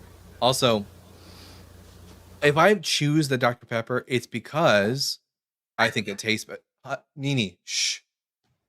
It's because the Dr. Pepper tastes better, and because I had the craving for it over the water, and that's something biological I had no control over. Can you name a decision that you've made that didn't have an underlying cause? Well, see, I'm not trying to say that there are no causes behind all decisions, but I'm saying you, under the temptation of will, you're still able to choose within that. I can have the inclination to want to do one thing and then not do that thing. But you will not do that thing because of some other underlying cause. If we can ask the question why, and then you can answer because, then you've forfeited to determinism. Like the freaking free will is free or independent of underlying cause. That's what free will is. Otherwise, what you're describing is determinism. Or you're saying that things are random. Because even if there's some sort of like thought behind it, well, that would be a because, right? It's that or seemingly randomness. So, in thinking of doing something, you are taking away your ability to have free will about doing it. Also, that thought you had was prompted by something else before it. Yeah, well, there's yes, like a chain of question. There's a chain of events that happen. So, for example, the reason why someone might lie would be because of consequences, but people don't lie about consequences without understanding what consequences may entail, or they had some sort of biology, some sort of epigenetics where this thought was already understood, right? But there's always this like causal chain about it. They don't have the ability just to randomly pick it, right? There is always this link of background information with actions. Right, I think I understand where you're coming from. I will say, you guys tad out of my league on this, so it's very possible you could be wrong. You just know a lot more than me. I'm unable to know either way because I'm sure I could hear someone giving an awesome defense. It in both is entirely possible that we're wrong, but in order to be convinced that we're wrong, we do need argumentation. Yeah, no, that's the thing. I'm not saying I can prove you guys wrong, especially on this, but I'll remain skeptical of the fact. All right. Well, as soon as you are able to find, because we pose this question to everyone and no one's ever giving us an example. As soon as you find us a, we had hour-long conversations about this. We've read Dennett, we've read Sapolsky. We've looked at different works, even though I don't think Sapolsky gives a good argument for the philosophical question, the neurology question in his field. He does, and several other like works we've read. I'm just not entirely convinced that this is the case. I'll just say this as before we lead up. The way to disprove me is to show an action that one could perform that doesn't have an underlying cause, and that would destroy determinism. But it's hard. It's going to be difficult because I think it requires one to be a bit omnipotent, and I don't think such a thing does exist. I'm not omniscient, but I do need to do a restart. Actually, no, not a restart. We're at the end of our show today. So I'll have to thank you, Dr. D, for coming up, and you're more than welcome to call back in on another day. Oh, I think Kiro I'll catch you later, man. You have a good one. Ask a question or say something as well, and I said I would ask you, so I'm going to hold true to my word. It's obviously not my show, so I'm not going to take that. But I did tell Kiro that I would ask. Is this question? Can you give an example of an underlying cause? It was on a different subject of a conversation earlier. What's the question? I don't know. Kiro, you're more than welcome to put it in the chat. Only 31% of scientists are even atheists. Oh, y'all swear you're into science deep. That doesn't tell us anything, Jason. Because the God question is not a scientific question. What a scientist personally believes about God's existence is irrelevant to what science says. Science doesn't prove God, nor does it disprove it. That's the realm of philosophy and argumentation. I wanted to answer your question to me when we talked. Oh, okay. Well, Kiro, that's a conversation for another day that we're at the end of our show. You can call back in on Tuesday. We will be live again. But hey, real quick, Sean, how you doing, bud? Oh, pretty good, Dalton. Yeah, I just wanted to come see how you're doing. I had a quick question for you. Yeah, bud. What's up? I thought I remember Dan McClellan discussing, in the Bible verse where it says if you capture a slave or if a slave had escaped and comes to you, you are not to return the slave. I thought I remembered him saying that only pertains to male Hebrew slaves. And he had some sort of justification for that. The English NRSV just says if a man. Do you know anything about that or what he's referring to, or am I misremembering? Which verse? I think it's Exodus. I'll have to find it. I should have came prepared. I just saw you on and I'm like, oh, let me ask him about that. Exodus 21. Is it 21? I know it's somewhere near there. Generally, Exodus 21 is the passage on Hebrew slaves. But it's specifically supposed to be a passage about a slave that that escapes. Escapes. It comes to you. Escapes. You're not to return the slave to its master or something to that effect. Let's see.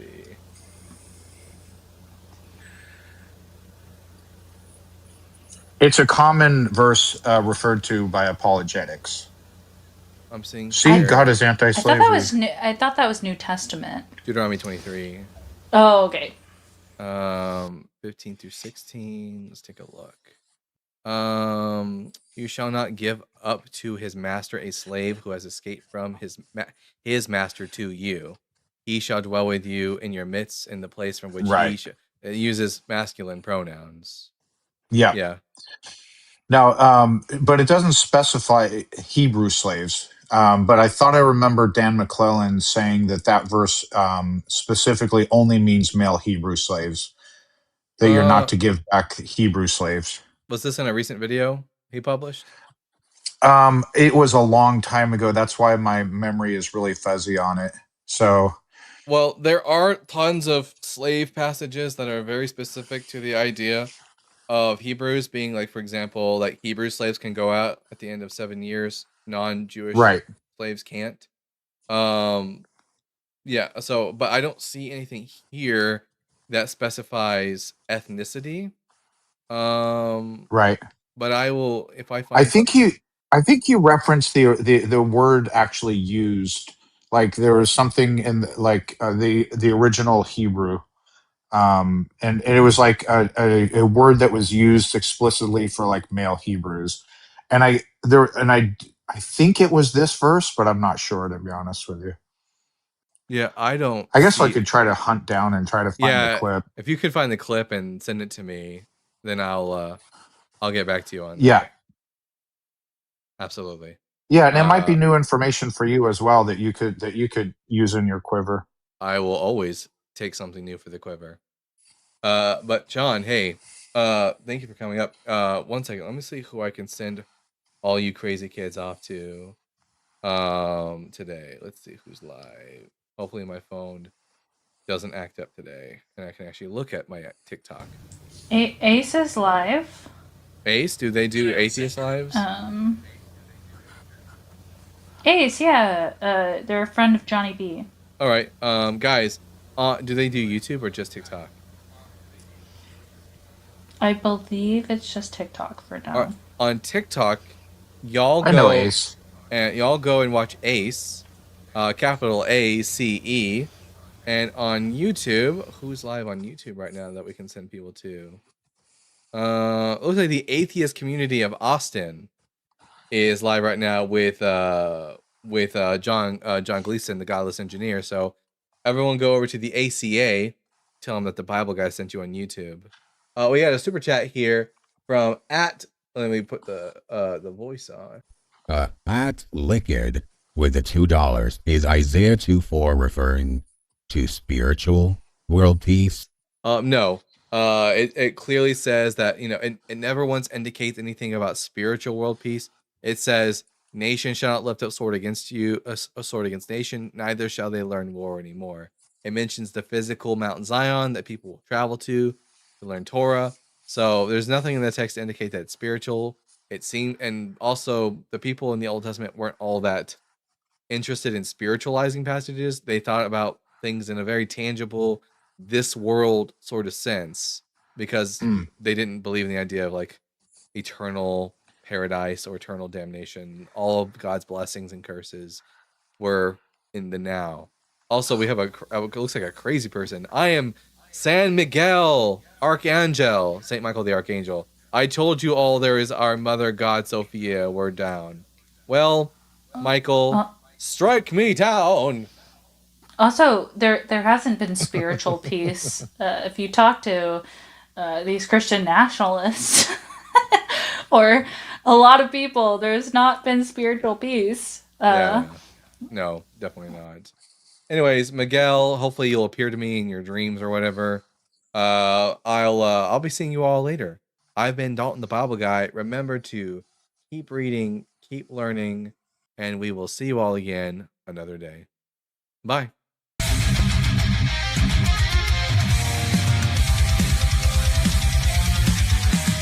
Born from dust and questioning fire, wielding truth like a sword of desire.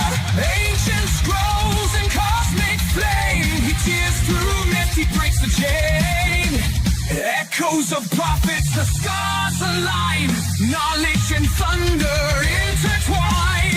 Reason ascends where blind faith fell, he reads the word and he reads it well. The Bible guy, seeker of the light, through time and fire he rides the night, with reason's blade and wisdom's cry.